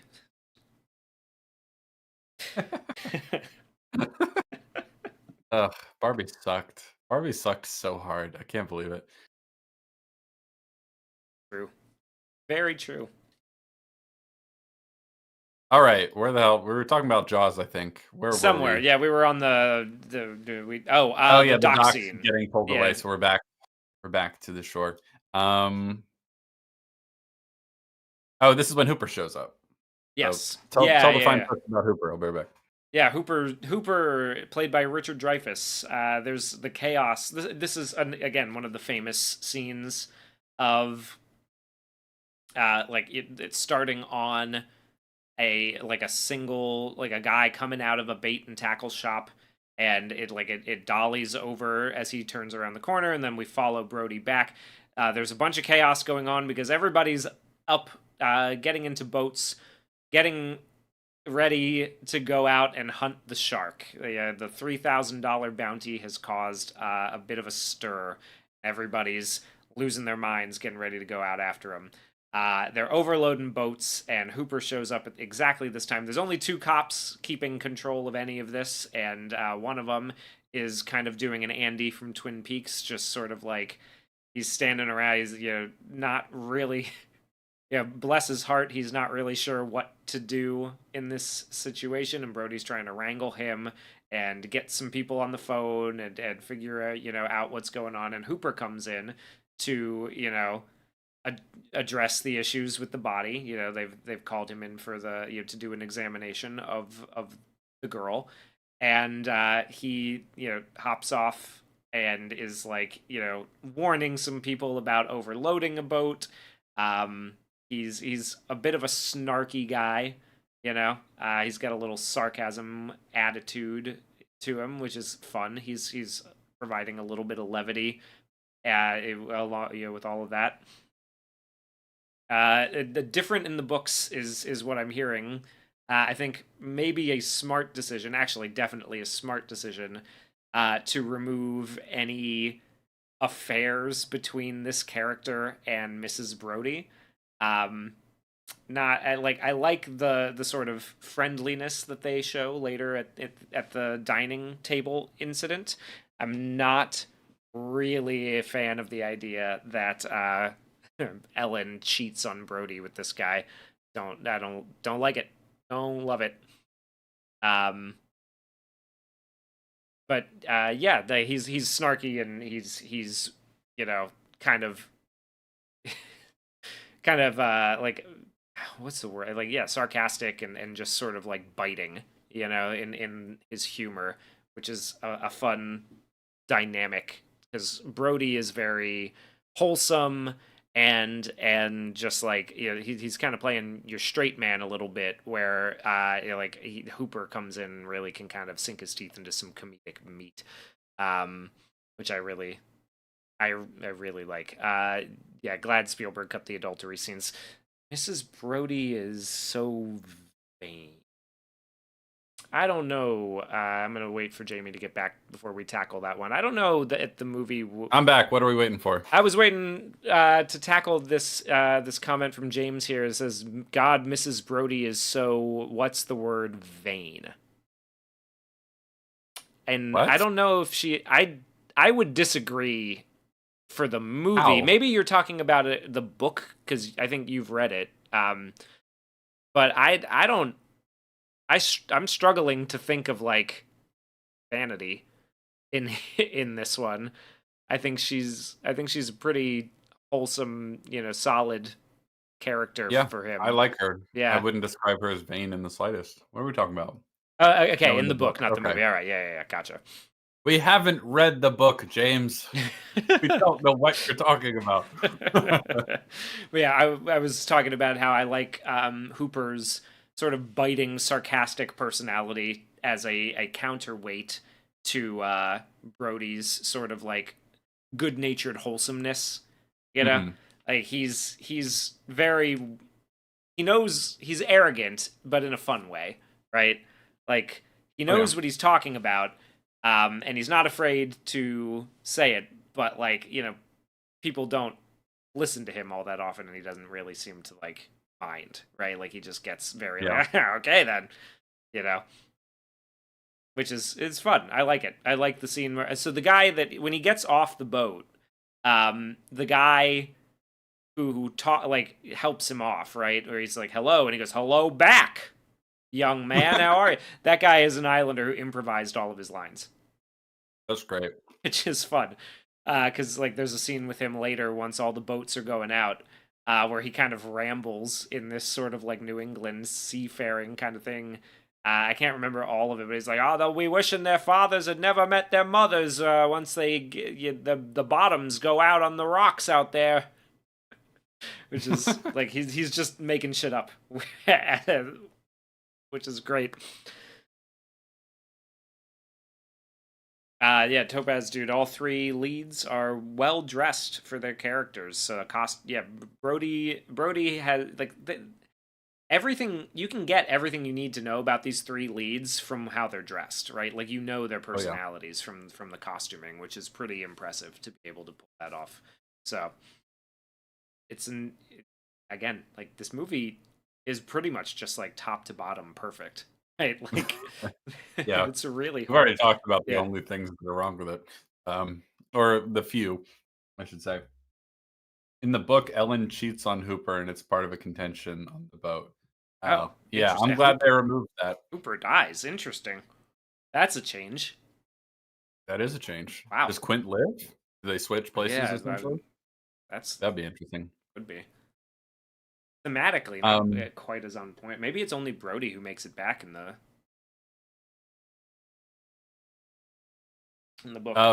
so, like, when Hooper is talking to the various, islanders who are all getting on their boats so they can go after the fish, because everyone's after that big, prize. So, um you know, Brody tells Hooper, like, "You tell those guys to get off the boat, stop overloading the boat." And he goes, gentlemen, the officer has asked me to tell you that you're overloading that boat." And they're like, "Ah, get out of here. You like going there. What do you care? Hold on." And Hooper's like, "Well, then can you tell me if there's a good restaurant or hotel on the island?" It's like, "Yeah, just walk straight ahead." Like, go walk into the ocean. He's like, "Ah, they're all gonna die." That got a pretty big laugh in the theater as Yeah. well. Yeah, when he comes um, in, like, 'cause so we also find out, like, real quick after this scene, right? When the Andy like deputy, like Andy from yeah, Twin Peaks, he is Andy like, you're yeah, right. like when he's just sort of like standing around and he's like watching it all happen, and Brody's trying to get his attention, and he like throws stuff at the window, and he turns and looks, and he just waves. He's like, "Hi," and then he calls him in there. It's like, "Yeah, we're the only two cops." Like the rest of the emergency deputies are not gonna be here until after the 4th of July. It's just you and me, or until the 4th of Yeah. July. It's just you and me right now, and we've got all this shit going on. People are overloading the boats trying to get out there. Like there's We got more people down here than we can handle. it always And then surprises me too. Like when you see how many of these people are like putting their dogs on the boats to go out yeah. shark hunting. What do you mean? Why, yeah, What's wrong with that? uh, Man's best friend. the golden retriever is gonna help him out with that one. Recently, I watched the like TV movie, like backdoor pilot to Little House on the Prairie that was made. Because I'm just obsessed with the frontier right now.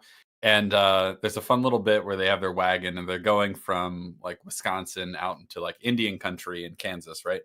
And they're going to make their own way and they're going to homestead and all that.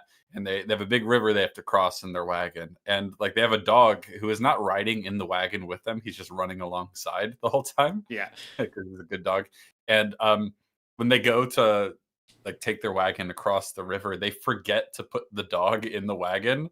And so the dog has to try and swim across these rapids and he gets swept downstream. And they think he's lost. Like they think he drowned essentially because they just forgot to put him in the wagon. Eventually he like finds them days later, which is cool. It's a fun little moment. But What's that from? Little House on the Prairie, like the movie that was made before it became a TV show. It's Oh, like a wow. it's like the pilot to Twin Peaks essentially. Gotcha. Yeah. There's some fun stuff in there, but I just thought it was funny. I'm like, you're not gonna bring the dog in the wagon. He's like, oh, I just forgot. It's like, oh, okay. These small details, right? There's a bit of dialogue I like in here when he's talking to Hendrix, which is the name of the other officer. Um, Brody is like, "What are you doing out there? These are your people. Go and talk to them." Hendrix is like, "These aren't my people. They're from all over the place. Did you see all the license plates out in the parking lot? Connecticut, Rhode Island, New Jersey. I'm all out by myself here. Like, what happened to the extra help they're supposed to get?" And he mentioned that they're not coming till after the 4th of July. But there's a fun bit where he's like, you know those 8 guys in the fantail launch out there, and he's like, yeah. And Hooper says, well, none of them are going to make it out of the harbor alive. And then Brody turns and he's like, Lenny, that's what I'm talking about. You know their first names. Go talk to these clowns. This is what I'm talking about, man. Like, those aren't out of towners. Those are people you know. Go talk to them, please. It's great.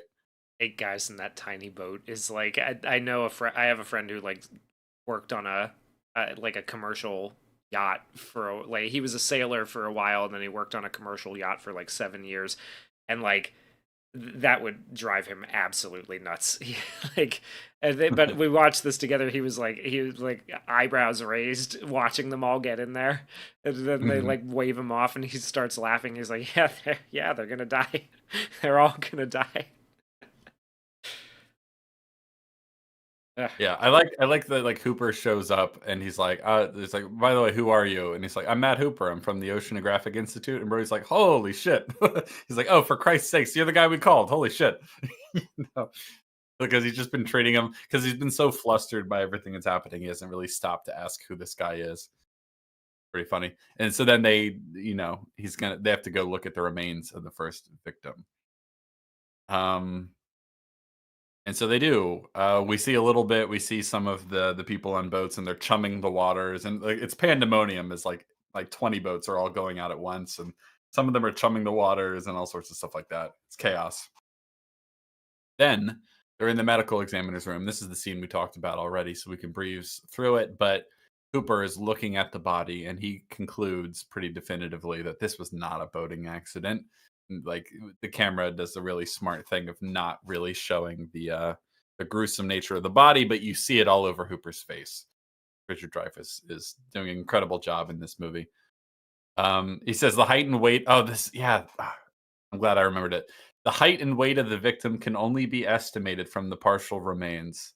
I'm just like, oof, that's pretty brutal. And that's such a great way of, showing that or like saying that, right? Yeah. Um, yeah, like there are no major organs remaining because the sharks have eaten them and all that sort of stuff. And he's like, this is not a boating accident, guys. Yeah. He gives them crap for not notifying the Coast Guard and all that sort of stuff. I really love the subtlety. Like it is sort of a subtlety. I guess it's like kind of over. It's not difficult to notice, right? But like the way he like takes it in, right? And he takes a really deep shocked breath and just keeps going, like very matter of factly, where he's like, yeah, like deep breath, sigh, breathes in, is like, can I have a a glass of water, please, right? Like, and then he's talking as he's doing, like going through the whole thing, kind of like he's rushing to get it done on a single breath, because Yeah. it is so like difficult for him to see this. I really love his performance in this scene. It's really good. And like holding in his anger as well. He's like, "This was no boating accident. You know, this was not a Yeah. boating accident. Are you crazy?" It wasn't any propeller, it wasn't any coral reef, and it wasn't Jack the Ripper, it was a shark. Yeah, It's like, yeah, it's like finally they're being forced to be like, all right, let's not like you need to wake up from these delusions that everything's gonna be fine. And that like, oh, maybe it was just a boating accident. Like, no, it wasn't. It was a shark. You know it was a shark. Um, and then, later is this when they think they catch the shark, right? yeah, yeah, Yeah, right. And like just in terms of their performance, so Hooper has inspected the body at this point. He's seen the wounds. He knows that it's consistent with a shark, right? And not a boating accident. Then they get word that, people had caught a shark, and it's a pretty big one too. It was a tiger shark, I think they say. Um, and when they see the shark all, hooked up like that, kind of shaped like the J in the Jaws logo. Um, it's great. this is nice. Nice Yeah. touch. And then Brody sees it and he's got this big smile on his face because this big wave of relief is rushing over him. Like, oh God, thank God they got him. You know what I mean? Yeah, And he's like, that's swell. That's swell. Thanks a lot. He's really excited about it. But Hooper has this look on his face like he already deeply suspects, maybe even knows that this isn't big enough. Right. And yeah. then like He's they're like all measuring it. Yeah, he's measuring the width and the height of the jaw and all that sort of stuff. And there's just adding to the very 70s chaos of everyone talking over each other. There's a reporter guy who's yelling at everyone like, hey, we're trying to get a picture, can you move out of the way, we're trying to get a picture here, if you could just move out of the way. Like he's just saying it over and over again. And then they finally take a picture, and then Hooper pulls Brody in aside, and he's like, what does he say, because the dialogue is good. uh because then the mayor shows up. He's like, "Hey, we can start breathing again." Then getting plenty of pictures for the papers, and he's like, "Oh, you bet he is." And then Hooper's like, "All I'm trying to tell you is, I'm not saying it's not the shark. I'm saying I am saying that it. Hold on. I am saying that it might not be the shark. It's just a slight difference in semantics, but I don't want to get beaten up for it." yeah. Dude, I love There it is. his Yeah, dialogue is so good. he is. He's like, I don't think it's big enough. Essentially, I don't think this shark did it. Right? He's like, I don't want to get beaten up for it because he's there with the mayor, and the mayor is very unhappy about his conclusions that he's drawing. He's like, there are all types of kinds of sharks in the water. Hammerheads, white tips, blues, makos, and the chances that these bozos got the exact shark. And he's like, oh, Yeah, come on, there's no other sharks like these in these waters and stuff like that. Like, it probably is, Martin. It probably is. It's a man-eater. It's extremely rare for these waters. But the fact that the bite radius on this animal is different than the wounds on the victim, I just want to be sure. You want to be sure. We all want to be sure, okay? Now, what I want to do is very simple. The digestive system of this animal is very, very slow. Let's cut it open. Whatever it's eaten in the last 24 hours is bound to still be in there, and then we'll be sure. And this is one of the better moments for Vaughn, the mayor, because I yeah, love how he handles this. Because he's like, "Now, look, fellas, let's be reasonable, huh? This is not the time or the place to perform some kind of half-ass autopsy on a fish." yeah, And I'm not going to stand here and see that thing cut open and see that little Kittner boy spill out all over the dock. It's like, damn, yeah, yeah. that That's a is good a good point. point. That is a very good point. And so ultimately, they don't do it right there, and they'll eventually do it later in the middle of the night because I'm a chief of police. I can do whatever I want. Yeah, which is great. And so somebody, Matthew Leach says, genuinely surprised modern Hollywood hasn't come for the Jaws franchise yet. That and Back to the Future. Back to the Future, fun little thing that reminded me of. There is a 40th, because that came out in 1985, right? So Jaws was Mhm. 75, that was 85. There's a 40th anniversary screening of Back to the Future happening this year in October. Um, Yes, but which, also I know that Zemeckis and is it Christopher Lloyd? Is that his name? yeah, Yeah, like they're all pretty invested in never doing it. yeah, Like when you hear them talk about it, they're like, "Yeah, no, we're not doing that. We're not doing a sequel. We're not doing a follow up. We're not doing a reboot. No, we're not touching it." And it's like, good on you. good. You can't quite say the same thing about Spielberg for Jaws because he certainly let it happen to Jurassic Park. whether he had any control over it happening to Jurassic Park is That's up for another thing. debate, I suppose. But But yeah. he had to have had some say in Indiana Jones, right? Oh God. Yeah. Oh God. Uh, Steven, what are you doing? The Dial of Destiny, Stephen, really? I think the better reason is what Defrosted Robot just said. The Jaws already got its crappy sequels. Yeah, that's You know true. what I mean? Like they could try again, right? Obviously they could, and I too am surprised that it hasn't happened. But I think part of the reason is that like no one thinks the Jaws sequels are worth it. You know what I mean? Like no one, Yeah. except for like maybe the fourth one being so bad it's good. It's not like some people have a soft spot for Jurassic Park 3. Despite its problems, I'm one of those people. I enjoy that movie despite it not being great. Um, but Alan. Alan, there's some fun stuff in Jurassic Park 3. Anyway, like I don't think anyone really talks about Jaws like that, and so because every like attempt at a sequel after Jaws was just universally, denigrated as not being as good. I think that's part of the reason they haven't tried yet, but I'd be shocked if they never do. Like a Jaws remake or follow a soft reboot, it's going to happen eventually. There's just no way. They're not learning from their mistakes. So I just, it's going to come for Jaws eventually, just like, the live action remakes are going to come for Pixar movies too. It's coming. Get ready for it. Yeah, just wait. Oh It's God, coming. live action Toy Story. It's just I don't gonna know be about Toy Story, but like that'd be hilarious if they just do it would. like they just take like animated to the regular Pixar animated toys and then like real people. Like that's we're literally just Maybe remaking half. honestly, Yeah, yeah, like bigger that would be. Jaws. Yeah, because they'll be like, see, the problem with Toy Story is that the real human characters look kind of silly. Like, don't touch Toy Story, please. For the love Don't of touch God, it. stop it. What would be like the most desperate sort of like last ditch effort to save superheroes would be like a live action Incredibles. That would be the most like, please still care about superhero movies. We're gonna make another version of the only like absolutely amazing superhero movie ever made. Please, please. Like Please I don't. they're going to. They're No, gonna I don't no, know please what don't. the first Pixar movie to get the live action treatment Finding will Nemo. be, but it's Finding Nemo, but none of the fish have any expressive qualities at all. Uh, God, that would be so funny. Oh. Wally's another one that it could be. Yeah. It's coming. Oh wait, Uh Brave. It was gonna be Brave. ah. Well, Yeah, see, here's the they thing. canceled Like, Brave. They canceled it, or they postponed it after the Snow White no, one. I thought they postponed Tangled. Oh, maybe. I think it was Tangled. I think Tangled was in the works, That and they technically after isn't Snow Pixar, White, even though it's exactly the same. yeah, after Snow White, they decided no on Tangled, but then Lilo and Stitch did $1 billion, Yeah. so they're not going to stop doing it. They just might maybe stop like ruining the female-led ones by like trying to impose feminism onto fairy tales. Put a Like chick in it. Make her maybe gay. they'll stop. Maybe they'll stop doing that. Maybe. Probably not.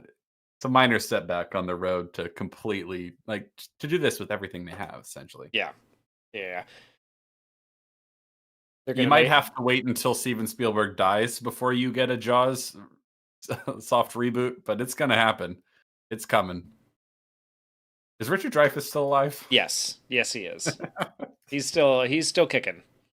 Okay, what about Robert Shaw isn't, No, Robert right? Shaw's dead. He's been dead for What about Roy Scheider? that I don't know.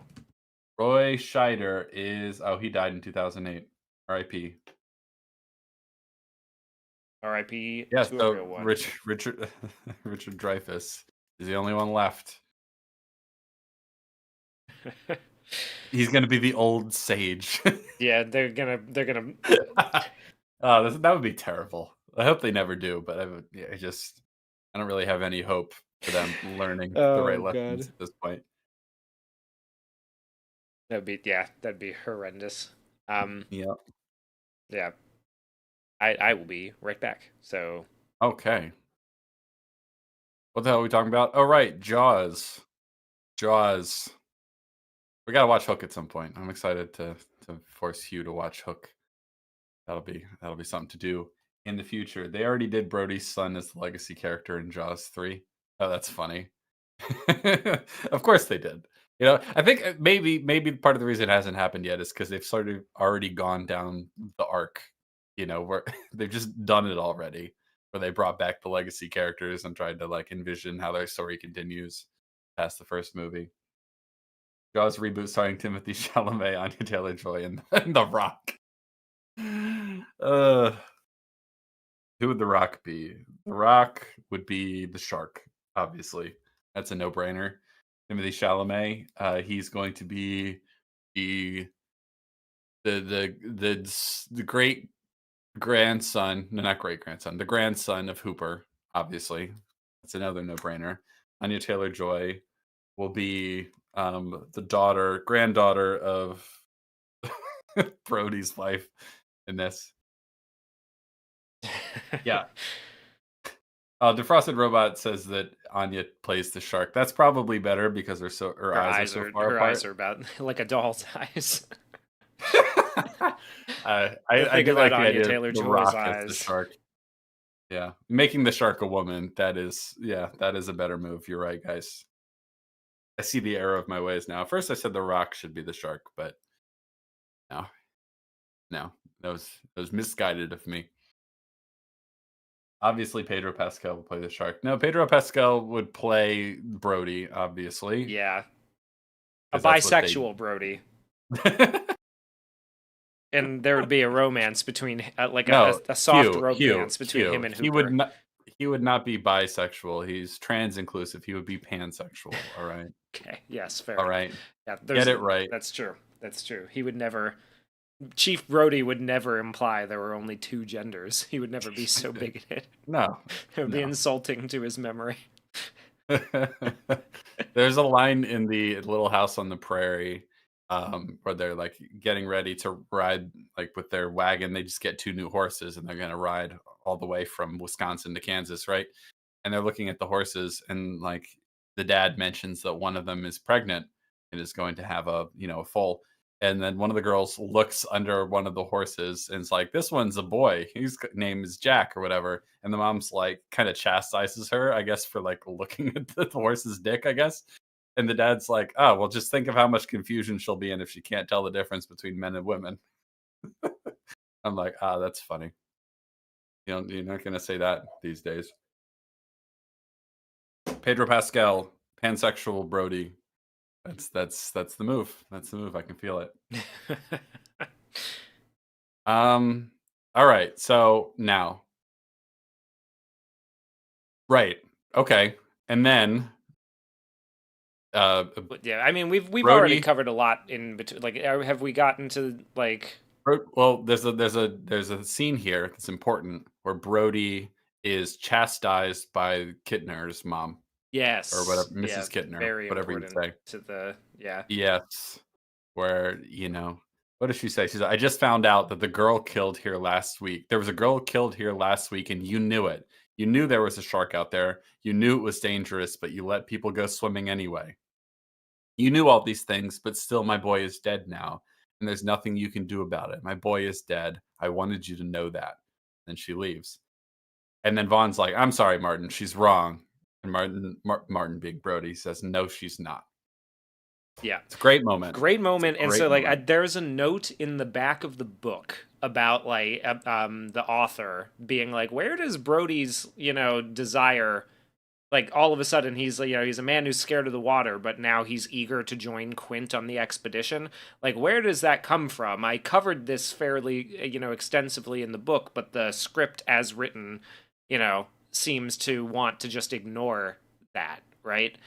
And so I wonder if they, because they did have him do some drafts and like go over it at some point. So I wonder if they took that to heart and made sure that this scene comes at this point in the movie, because I think this provides a really great motivation for why he decides to join the expedition to get the shark later, Yeah. right? Because he's already felt like his gut instinct was this was a shark attack, and we need to close the beaches, and we need to do all this stuff. And then he's allowed himself to be pressured away from that. He's allowed himself perhaps to believe that, like, oh, maybe it was a boating accident. He's allowed himself to think that, like, oh, maybe they did catch the shark already. And then he's confronted, like, you knew and you didn't do anything, and he's just like, God damn it, you're right. Like, I knew I should have listened to my gut. I knew that this was a problem, and then I should have done something about it sooner, right? And so this is part of the motivation where he's like, fuck it, I'm going out there. Because what comes immediately after this is when they're all having dinner together, and Hooper shows up with the bottles of wine, and they start talking about the shark, and then he's like, yeah, if I can do anything, I'm the chief of police. He's got a little liquid courage in him. He's like, fuck it, we're gonna go cut that shark open. So then they go and they cut the shark open. They find a couple fish. They find a license plate from Louisiana, which proves Hooper's theory that it came up from the Gulf. But they don't find any human beings, and they're like, this isn't the shark. It's like, shit, now what are we going to do? Yeah. Well, But he's still got to work up the courage because like they're gonna go look for it at night, and Brody's like, he's like if we're looking for a shark, we're not gonna. Hooper says, well, if we're looking for him on, sorry, Hooper says we're going to find him right now. He's a night feeder, and he says on the water. He's like, well, if we're going to look for a shark, we're not going to find him on the land. He's like, but I'm not drunk enough to go out on a boat. He's like, yes, you yes, you are. are. No, I'm not. Yes, you are. I can't do that. Yes, you can. I love that scene. That scene got some good laughs out of us Yeah, at yeah. the theater too. Yeah. I'm not drunk enough to go on a boat. It's like, yes, you are. Yeah, you are. Sure Yeah, you you are. are. What are you talking about? For sure. Yeah. And this is this is the moral push to suck it up and do something about it. He's still got to work up the courage to go on the boat. Other things have to go wrong first before ultimately he decides the only thing left to do is to go find that eccentric weirdo to go hunt the shark, right? But the conversation with Mrs. Kittner is the moral push to be like, you knew that this was a shark attack and that we need to take this seriously. So it's time to take it seriously. So they go out onto the boat at night, right? And we can sort of breeze through this Yeah, stuff I because mean we got Hooper. a They lot of movie find to they find cover. that wrecked boat, which is really great for some eerie stuff. They're one of the fishermen who went out looking didn't come back. Mhm. His boat got attacked by the shark. Hooper finds the tooth because he goes diving in there, and the jump scare from this is the one that gets me every time.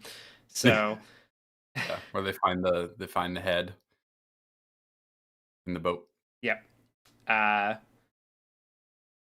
so yeah, they find the head in the boat, and he drops the tooth. But after that is the scene with the billboard, where like we have that really great blocking, and they're arguing with each other about Yes. like we got to close the Hooper is beach. like, they did not find the shark. The shark is still out there. This shark was bigger and it was a great white. I know because I saw its tooth. And he's like, well, do you have the tooth? And he's like, no, I dropped it because I got spooked by the jump scare. Yeah, And it's like, oh, well, if you don't have the proof. And then we see the billboard, and the billboard has been defaced. There's a woman like surfing who now has like a really funny, scared expression. It's like, ah, a shark. Well, I love the part where he like points up to it too. Like Hooper's doing his best to sell the gravity of the situation to the mayor. He's like, look at that fin; those proportions are accurate. Like, Yeah, yeah. which is great. Sick vandalism. This is a deliberate mutilation of a public service message. Now, I want those little paint happy bastards caught and hung up by their Buster Browns. By their Buster Browns, yeah. Oh, that's so good. And Hooper's like, that's it. Goodbye. I'm not going to waste my time arguing with a man who is lining up to be a hot lunch. He's like sassy and sarcastic. It's Yeah, really fun. I like it. He tries to tell him, he's like, look, what we're dealing with here is a perfect engine, an an eating eating machine. machine. Yeah, It's really a miracle of evolution. All this machine does is swim and eat and make little sharks, and that's all. Now, why don't you take a long, close look at this sign? These proportions are correct. Oh, love to prove that, wouldn't you? Get your name into the National Geographic. And then Cooper just starts laughing. Cooper, rather, just starts laughing like a maniac. It's pretty funny. He's like, it's like, for Christ's sake, tomorrow's the 4th of July and we'll be open for business. It's going to be one of our best summers we've ever had. Now, if you fellas are concerned about the beaches, you do whatever you have to. You make them safe. But those beaches will be open for this weekend. I Yeah. like the, assuming the sort of like, oh, you would like that, wouldn't you? He's trying to deflect, right? Yeah. Because he doesn't want to have to deal with the fact that he does need to close these beaches, right? Because that would be, it's not just he's a greedy capitalist. That would be very, very bad for the town that he is the mayor of. One assumes he's an islander. You get the feel that he is. I don't know if it's ever said explicitly or not. But Who? Vaughn, the mayor. Oh, yeah. I'm pretty sure he is. You get the Yeah. impression that he is anyway, right? So they're on the beach, right? And this is when they have all the sort of people on gunboats in the water, and like no The one's going in the helicopter. water. Yeah. Helicopters going by, and like everyone's got their guns out. And the mayor tries to convince one of his friends to go in the water because no one's going in the water. Meanwhile, Brody's kid is about to go on his little boat with his friends. He's like, "Would you go over in the pond?" It's not like a real pond; it's just like an inlet, Yeah. right? And he's like, The author of the book, by the way, is the reporter for the news. "Oh, that's fun. I Yeah, didn't know that." he gets his own little cameo. It's kind of cool. Yeah, it's good. And so he tells like, well, like it's kind of funny. He's like, "Please, would you go? Just go do it in the pond." He's like, "Oh, the pond is for old grannies." It's like, "Please, just do it." The line he says, "The pond's for old ladies," and he goes, "Yeah, I know it's for the old ladies, but why don't you do it for the old man, huh?" Which is a good. Yeah, It's a good that's line. It's a good line. Uh-huh. It's a great line. And so, everyone's like, finally people start going in the water after the mayor encourages the one guy to go in, and then more people see that, like, oh, the whole family's going in, maybe it's safe. They all start going in. And then there's a false alarm where there's two kids who are like doing it with a fake cardboard fin. I love that little fake out. It's funny. Like where they come out from like below the water and everyone's pointing their guns at them. It's a great little moment. But meanwhile, after that false alarm, the kids that are my dog's barking like a madman.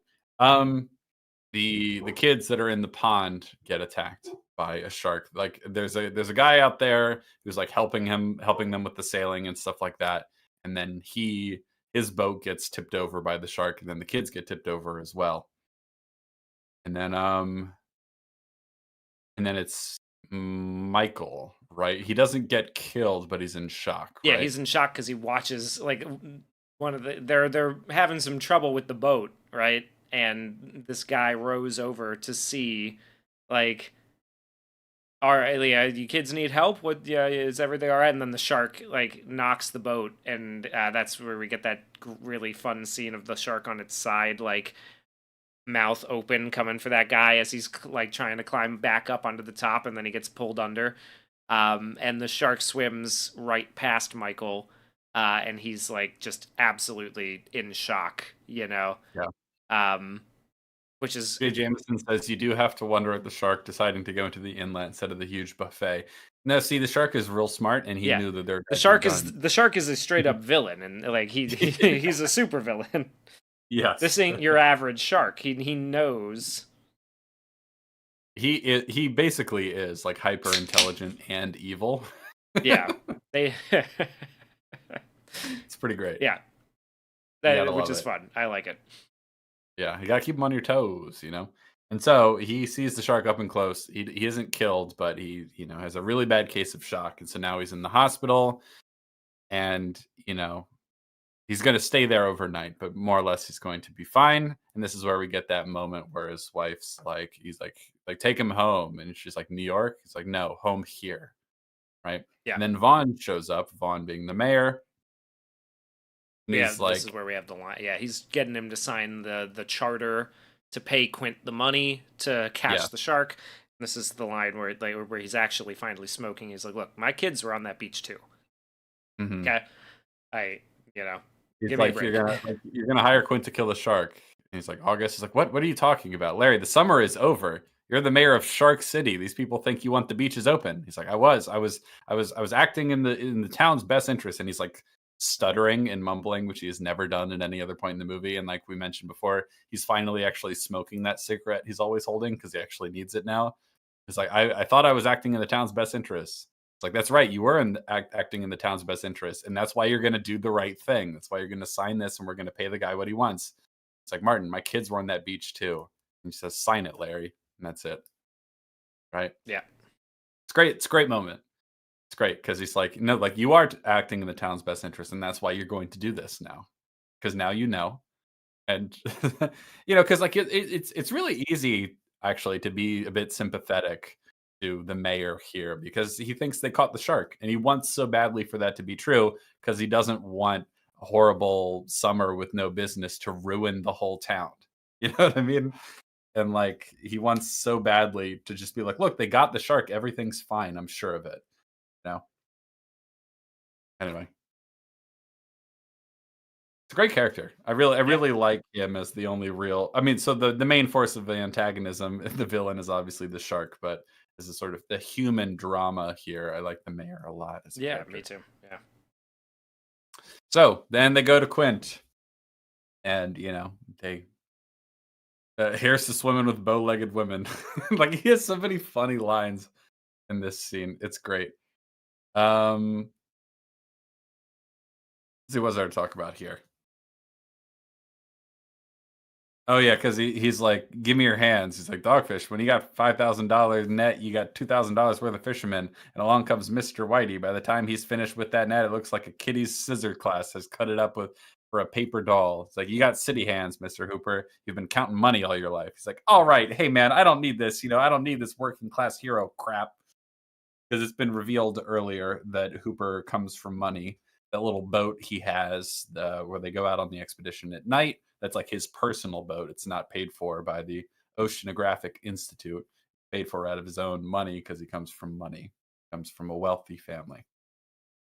And I like that Quint like sees right through that. And at first, they don't like each other. He's like, "No, I don't need mates, all right?" And not Hooper, Brody's like, like, "You're not going to do this aboard the ship, are you?" And he's like, "Well, maybe I should go alone." He's like, "Well, it's my party, it's my charter." Like, "Yeah, it's your charter, it's your party, it's my vessel. You're on board my vessel, mate, master pilot, and I'm captain." And so, like, there, it's interesting because the shark is described as being like a sort of like hyper dominant male, like a rogue shark who's like very territorial, right? And there's quite a bit of like jostling for position and authority between the men in this movie. You know what I mean? Like there's a little bit of that. We're like trying to, Quint's obviously trying to be like, I'm on charge when we're on the boat. And so there's a lot of little push and pull moments between like people's expertise and whether they're in over their heads and out of their depth and who's in charge and all that sort of stuff, who's making decisions. Anywho, you still alive, Yeah, Hugh? I'm You still still here. there? Yeah, Okay, yeah, yeah. good. So then basically they go on the boat. They're out to sea now, and now we're in the second half of the movie, which we are going to move through a bit quicker now, but because now it's just the hunt, right? And it's the three of them. We get to see how they go about it and everything like that. First of all, because Bruce, the animatronic shark, didn't really work because they didn't really have enough time in pre-production and all that sort of stuff. They have all these little clever devices of like hinting at and showing where it is without showing the shark, right? So obviously the dorsal fin is a great way of doing that. Um, the other one we saw earlier is when he pulls the dock away and he's dragging it behind him. And that's very similar to what they do here with the barrels, which I believe were specifically chosen for this exact reason.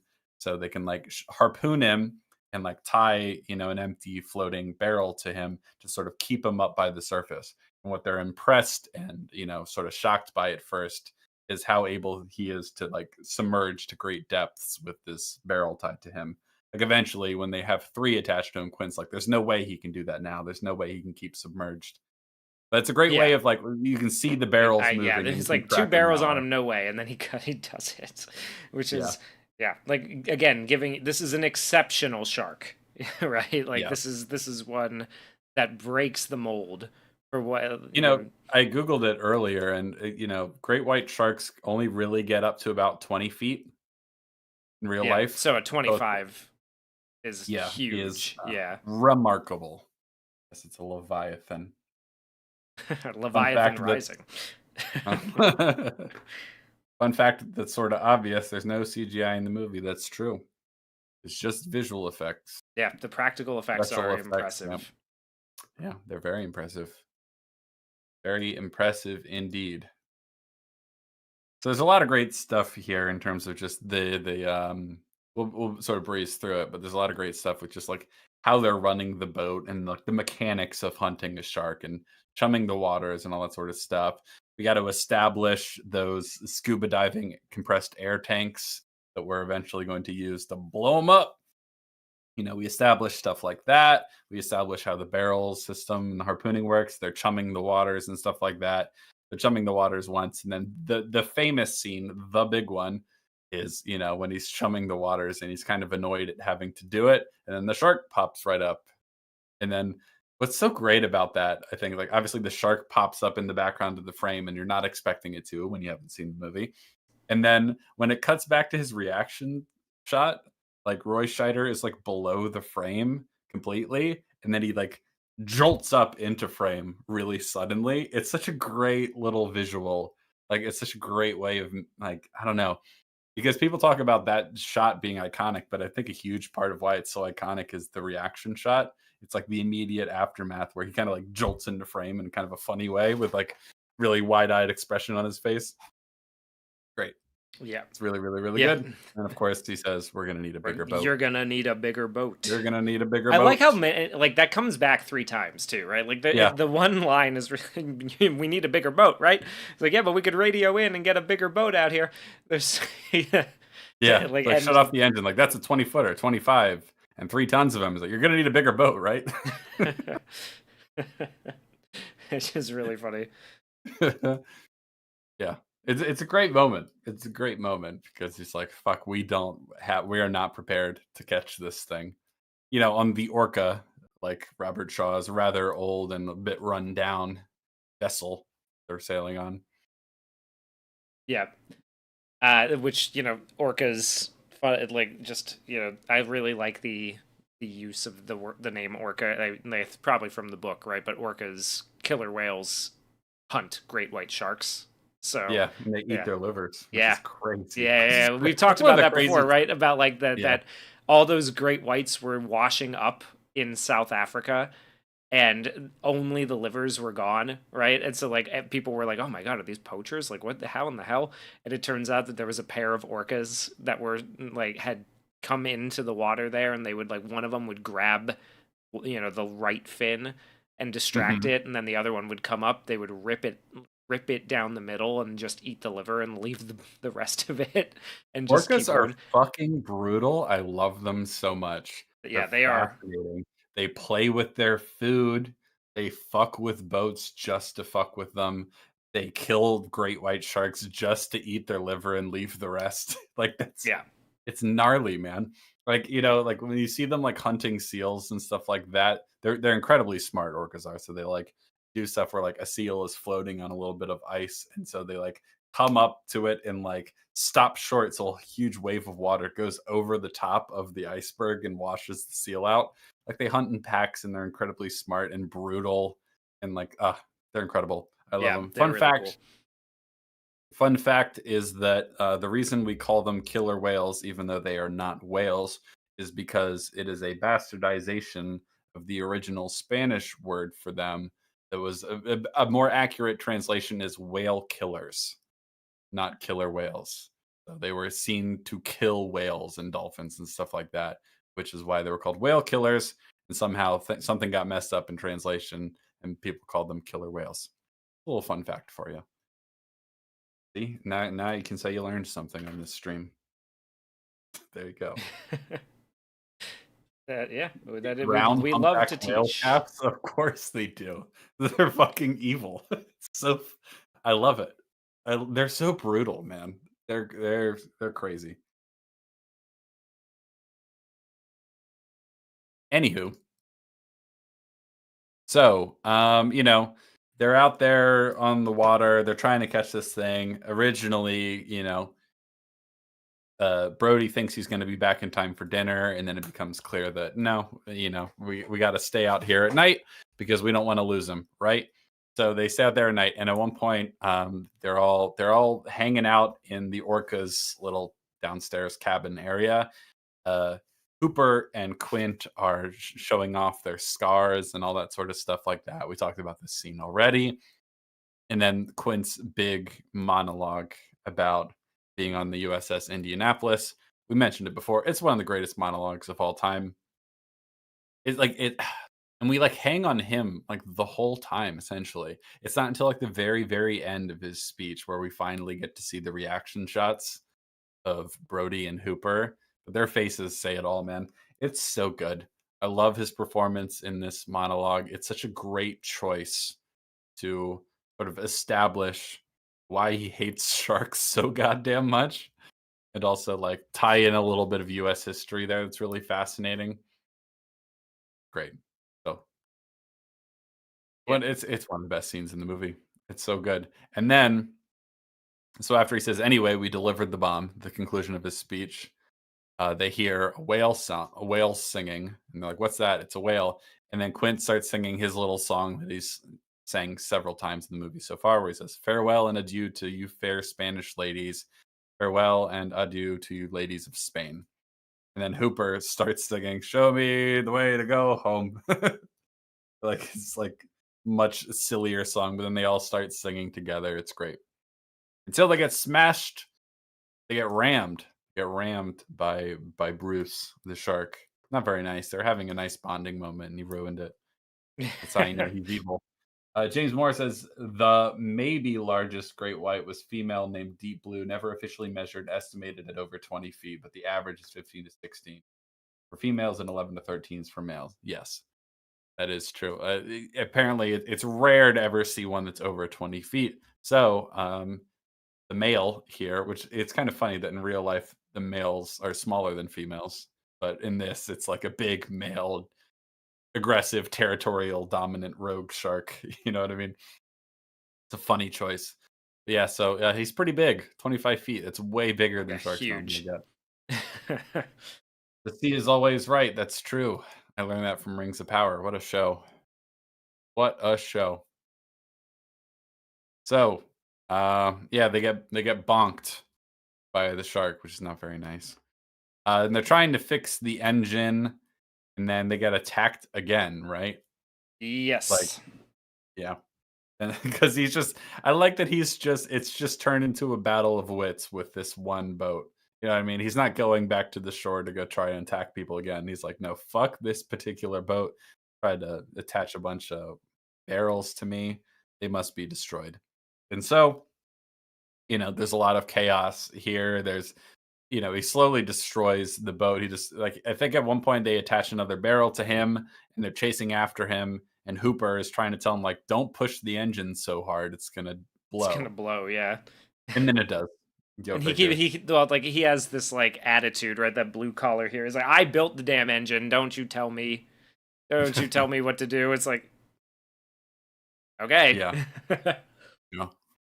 Yep. But Hooper gets to prove himself as being like as knowing a thing or two and not just being a rich boy with a bunch of nice tools. Because eventually they decide that, well, we're out of barrels at this point, and that's not really working. So what if I go down in this cage, like this fancy metal cage, that certainly isn't a death trap, and I'm going to put a bunch of what's the chemical that he's going to like stab him in the mouth with? Oh, Can't remember what it is. some kind of sodium, Something. something or other, Yeah. some kind of poison that should get him. Yeah. I love when Quint starts like he's like you can tell that he's kind of afraid, so he switches over to Hooper. He's like, okay, what kind of shit do you have? Right, like what can you do? He's like he's like can you get this tiny little needle through his skin, right? And he's just like, well, no, but if I can get into in the cage, right? Maybe I can get him in the mouth when he opens it up or something. Yeah. Um, yeah, it's like, well, you're not getting in there with him. It'll rip that cage to pieces. right? Like I love the art, like the argument of them like all trying to like scramble, call an audible on the plan because it's Yeah. not working, right? So they have to put the cage together, get Well, it's Hooper a in great little there. moment where it's like, "Well, do you have any better ideas?" And then it cuts to them putting the cage together. Yeah. Where it's just the answer, of course, is no. And so they put the cage together, he gets in his scuba gear, Brody takes his glasses for him. Like, little tiny character moments that, like, I don't know, just really help flesh it out. They're, like, really relatable moments where, like, he's going to, like, spit in his goggles so he can, like, wipe them off and make sure they're clear, and he's like, he can't bring himself to spit. You know what I mean? Because he's like so nervous and he's dehydrated and all that sort of stuff like that. I don't know. Little details like that really help flesh out the story. It's good. So he goes down there, and then he gets attacked by the shark. It's pretty spooky. He ends up dropping the little pole, the little harpoon that he's going to stab him with chemicals with. That falls all the way to the ground. Eventually, the shark absolutely obliterates the cage he's in, and he has to like flee it and go hide behind a coral reef. Meanwhile, the shark like launches itself onto the boat and then like starts sinking from the back, right? And that's where Quint ultimately meets his untimely demise, where he like, it's obviously pretty famous, where he's like sliding down the deck and screaming and he ends up in the shark's mouth and he gets killed. RIP Quint, you went out in like the worst way possible. Yeah. It's fucking God, yeah, It's we already so talked about brutal. how like it's a harrowing death.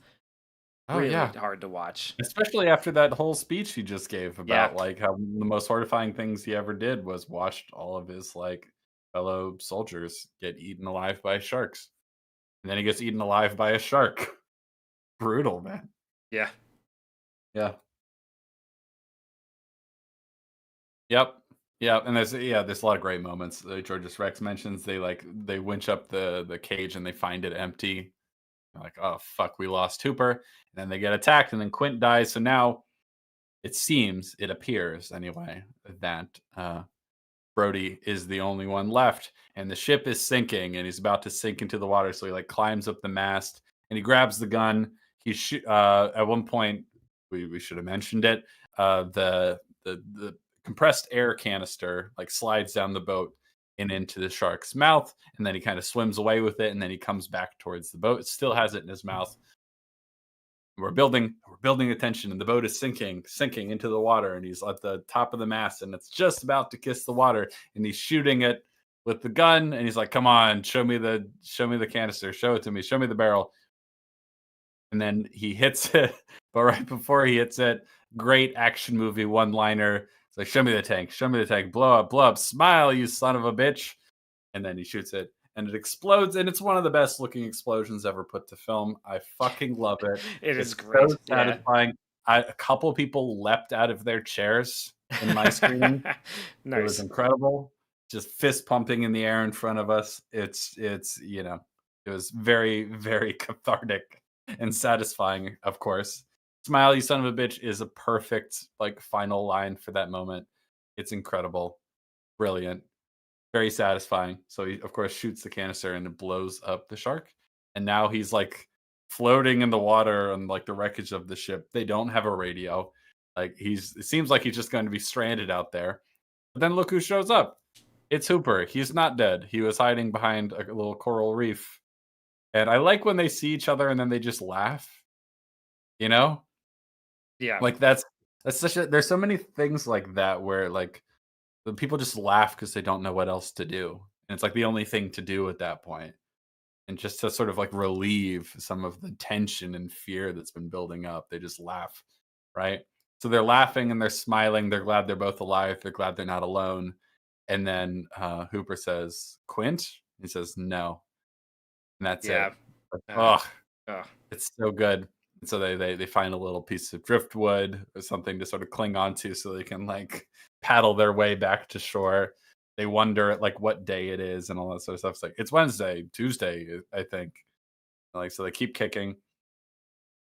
Final line of the movie, of course, is I used to hate the water. And he says, I can't imagine why. And then we cut to them sort of arriving at the shore, and there's the credits on screen. No falling action, but that's okay because it's been a pretty fucking excellent movie. And yeah, that's how Jaws goes. You probably already knew that, Yeah. but in case you If you, in didn't, case you didn't, that's the movie. We've talked about this, a few times before. I think when we talked about Nope in particular, we brought this up, right? But like the main dramatic question, one of those things they teach you about when you're taking screenwriting courses, is like the thing that drives the drama of the movie, and your movie is essentially over when that question is answered, right? And Yes. I think this is maybe the best way of illustrating that to somebody who's just learning about that concept, right? Is like the main dramatic question is, are they going to get the shark? And they get the Yes. shark and the movie's over, right? Like Yeah. it's very Nothing else ruthlessly beyond that efficient. is necessary. Yeah. Falling action, sometimes it is necessary. This is kind of a borderline case in my opinion. I would like to see a little more falling action, but the engine of the story, the main dramatic question is answered. They got him, ladies and gentlemen. We got him. So there's not really anything that's necessary left to do. Yeah, it's one of those. It's very common in the 70s and 80s, especially, where it's just like they killed the thing, or they blew the thing up, and then the credits roll, and it's like, oh, that's it. Okay, kind of abrupt, but all right. The one that always sticks out for me is American Werewolf in London, where it's spoiler alert, they get the werewolf, and then the credits roll immediately. It's like, oh, okay, I guess the movie's over. And then you think about it, and you're like, "Oh, yeah, was there anything else we could have done? He's the main character. Yeah. Well, I guess not. I guess you do just end the movie there. Okay, but it feels so abrupt. It's like you feel like you want just a little bit of padding. Here, there's a little bit of padding because Hooper. We revealed that Hooper is still alive. They have that brief moment over Quint, and then they paddle back to shore. So at least there's something. At least there's like a scene after they blow him up. It's not like they blow him up, freeze frame, then the credits roll. Like it's oh, what's that movie? It's like it's not Double Down. I don't know. I can't remember. It's like a best of the worst Red Letter Media movie where like there's a final scene where a guy like shoots like a little mini rocket launcher out of his arm at someone and it blows up, and then it freeze frames on the explosion, and then the credits roll over that. It's pretty fucking funny. Pretty iconic, abrupt ending. Yeah. James Moore says, I very much recommend In Harris's Way by Doug Stanton. It explains the lead up, sinking, and aftermath of the USS Indianapolis. It's very depressing learning all the mistakes that happened. That does sound really interesting. I'll have to check that out at some point. In Harm's Way. Did I say Harris's Way? I can't read. In Harm's Way, rather. In Harm's Way. That the Yeah. Indianapolis book. Yes, it is. Apparently, it was made into a movie with John Wayne. Assuming that's the Interesting. same thing. If that's the same story, yeah, that's interesting. It's John Wayne and Kirk Douglas and Henry Fonda. Oh wow, this is a star-studded film. Not very well rated though. In Harm's Way. I know. I'm sorry. I misread it. I corrected myself, didn't I? Disney will remake it. Somehow Jaws returned. Yeah, it's coming. Somehow Jaws returned. They just named the shark Jaws. That would Yeah. be a very like soft reboot Disney-ified. There's literally a Family Guy joke about like bigger Jaws where they have to team up with Jaws to fight bigger Jaws. Blood Debts. Blood Debts is the movie. Yes, thank you very much. And then Blood even Debts bigger Jaws. Blood Debts is the movie that ends really abruptly on a freeze frame explosion. That's the one. Thank you. I like to believe Jaws is the dad of Bruce from Finding Nemo. I never knew my father. That would explain why he That never met yeah, his well, I father. mean his name is Bruce too, right? Like that's a Yes. clear reference. Oh, absolutely, it is. It certainly is. God, Finding Nemo is so good. I It love that really movie. is. I think it might be my favorite movie.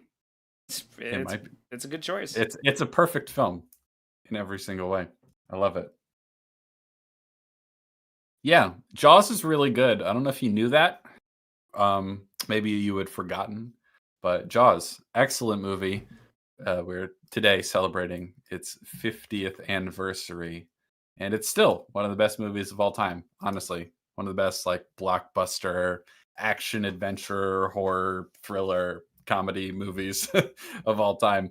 It's a Yeah, masterpiece. It's iconic for a absolutely. I reason. mean, the more I think about it and the more I watch it, the more I'm like, this has got to be top 3 for me. Like, this has got to Yeah, be top 3 movies. It's so good. What's That Noshing on My Leg? Do you think it would still be top 3 if it had the name What's That Noshing on My Leg? It would be number one. Oh, okay. It'd be even better, I It'd see. be even better. That's the Yeah, one yeah. thing that's keeping it out of top three, of the number one spot actually. Hot take from Jamie, what's the hot take? That Finding Nemo's a perfect movie? That's not a hot take. That doesn't sound like that That hot of a that take. ought not be a hot take is what I'm saying. Oh, maybe yeah, I think that's probably what she's getting at. Like, oh, hot take, Finding Nemo. Oh, great movie. Oh, Oh, I see. I see. I see. It's sarcasm. Oh, or maybe it's about how Jaws is good. Yeah. oh yes. Many possibilities here, Well, it all didn't win equally an valid. Oscar. Wasn't No, even that's true. nominated. So there you Quentin go. Tarantino calls it a perfect movie. I can believe that. Yeah, he It's does. pretty damn close. In that It's pretty documentary, they have the clip of him talking about how it's basically the perfect movie. it's pretty goddamn excellent. Very well crafted from a narrative point of view. The filmmaking chops here are just incredible. The camera work especially, but it's very well lit.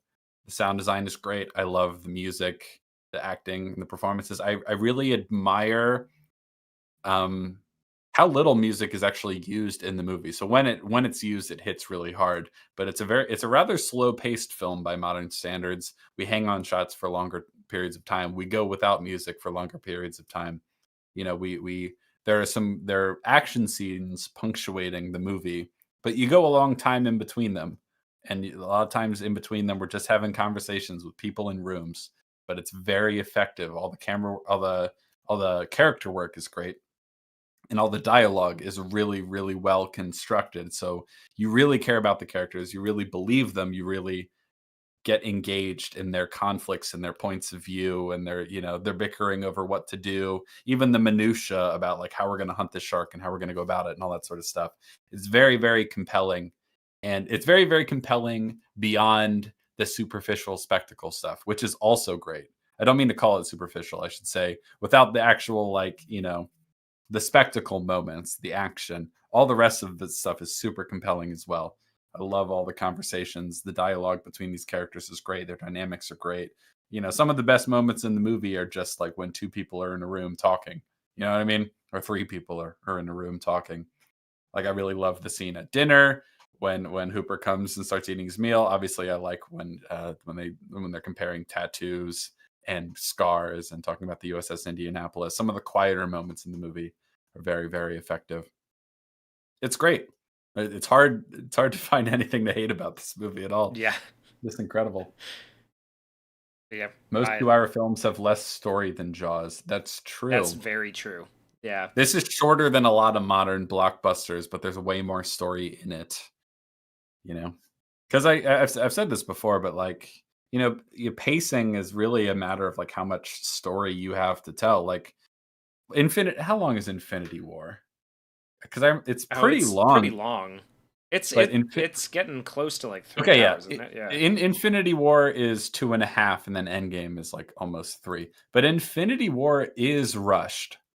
You know what I mean? Like, the pacing of Infinity War is like kind of breakneck, and the movie could actually stand to be longer because there's just so much story. There's so many characters in that movie, so many different plot lines happening that they kind of have to rush through it to get it to like 2.5 hours. It's like the Lord of the Rings extended editions. Like, I don't want those to be any shorter. You know what I mean? Because all that stuff's really important. But a lot of movies these days are like easily 2 hours and 20 minutes long, but they have like uh, 80, 90 minutes of actual story. Or it's like mini series, like 8-episode mini series that really should have just been a 2-hour movie.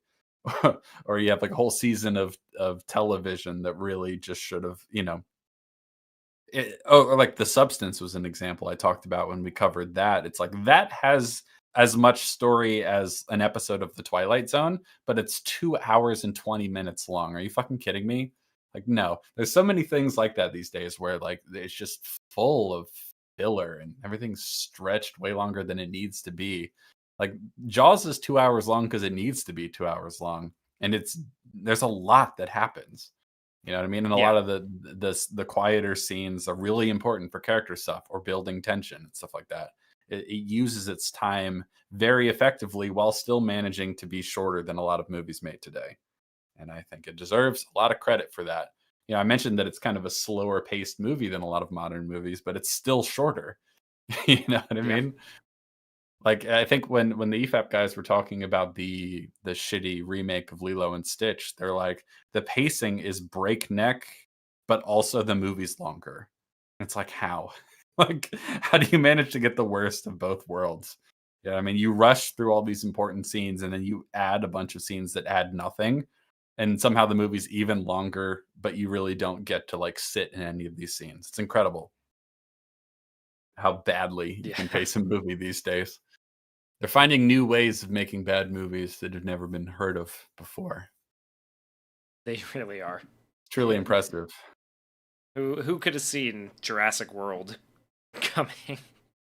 God, Not I me. only saw the first one, Jurassic World. Oh god, I saw the That one. movie. I think I saw the second one where the fucking Velociraptor. Like, I might have told you about this one. But there was like that scene where Chris Pratt's friend Velociraptor, like, smells, like, attacks somebody, and that person like fires a gun randomly, in the room, and then the gun hits both a propane tank and a wire so that something starts sparking, right? So the velociraptor starts sniffing and it smells the propane, looks over at the tank, looks up at the wire sparking, and like does the math in its head that those two things together will cause an explosion, and it Clever kind of girl. then it has to like and like turn around and run, and it just barely jumps out of the room. Like it gets its like cool guy explosion dodging thing. Yeah, And I was like, are you fucking kidding me? yeah. This is what we're doing now? Oh yeah, we're plumbing the depths of badness and discovering things no one's ever discovered before. We're going where no man has gone before in the search for the worst movie of all time. The best dude says the Jurassic World trilogy following the exact same outline as the sequel trilogy. Yeah, it's just man, I don't know what was in the air in 2015, but like with The Force Awakens and Jurassic World, and there's another example I just can't think of right now. There's some real turds that really started a whole new wave of bad sequels and reboots and legacy continuations of old franchises and blah blah blah blah blah. Still shocked they haven't done that with Jaws yet, but they will eventually. They will. They'll ruin it. They'll find a They'll way. do it. They'll find a way to ruin characters that have been long dead, whose actors have been long dead, and they'll find a way to ruin Shaw somehow. I don't know. Not Shaw. Quint. They'll find a way. They'll do it. Yeah, I believe. Ghostbusters 2016. Yeah, Ghostbusters was 2016 because like we call it Ghostbusters 2016. Yeah. Yeah. Anywho, you have anything else you want to say about Jaws, Hugh? No, I think we said pretty much everything. Go Great see it in the movie. theater. If you can see If it you get, if you can go see it in the theater, it's a great experience. Highly, oh yeah. highly recommend it. Oh, it was a lot of fun. It was a lot of fun. It was a good crowd that I saw it with. It was kind of a small theater, but it was packed. It was pretty full. Good stuff. Yeah, I highly recommend seeing in the theater. I highly recommend any opportunity you get to go see like an old movie you really, really like in the theater. Like one of my favorite movie going experiences was getting to see like a film print, like 35 millimeter film print screening of The Shining in a theater full of people who I like over half of whom had never seen it before. That was one of the Yeah, best theater that was going fun. That experiences. was a good Yeah. time. I also saw RoboCop and Barry Lyndon in that same like film print screening run that they were doing. Great. Anytime you get a chance to do that, you I should was take. considering take- doing the Back to the Future one because I really like that movie. So, yeah. Back to the Future, you said? Yeah, Back to the Future this year, 40th Yeah, that's anniversary. later Yeah. this year. You know what else is celebrating an anniversary this year is The Sound of Music. Oh, hell I'm yeah. excited for that. That is one of the best looking movies ever made. The movie is stunning. There's a lot of great music in that. You've seen The Sound of Music, right? I have. What? I have, yes.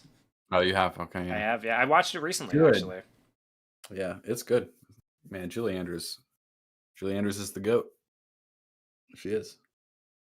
I will hear nothing to the contrary. Thank you very much. Anyway, It's pretty fantastic. I don't have anything else to say about Jaws. I've said all I got to say about Jaws. Me too. All right? Stop I think asking. that's good. Robo wants an Oreo. Is that a reference to something I don't understand? I can believe it. Anyway, thanks for joining us. I hope you had a good time talking about Jaws for a bit. I know I did. I sure did too. What a good time.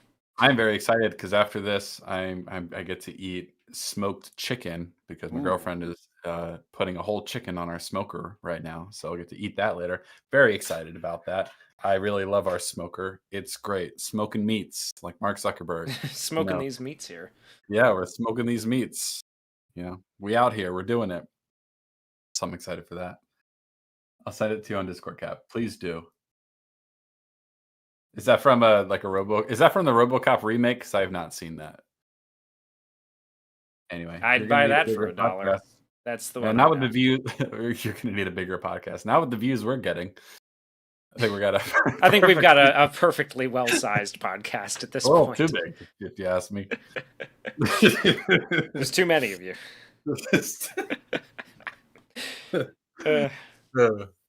Anyway, thank you for joining us. Thank you for your fine contributions in the chat. I hope you had a good time. Thank you very much for the super chats. We very, very much appreciate that. We got some exciting new things coming to the channel in due time, so stay tuned for that. And then meanwhile, on Sundays, we're going to keep going with these streams. I don't know what we're talking about next Sunday, Hugh. Maybe it's 101 Dalmatians. Is that what we should do? Yeah, we'll talk about it. We'll see. We'll talk about it off stream, and we'll figure it out. But until then, goodbye, friends, friendos, pals, buddies. We have a good week, and we'll see Enjoy your Labor Day. Yeah, enjoy your Labor Day. We'll see you next time. You filthy animals. We'll see you next time. Bye. Goodbye. Goodbye now. That is. Bye. Toodaloo. Hasta la vista, baby.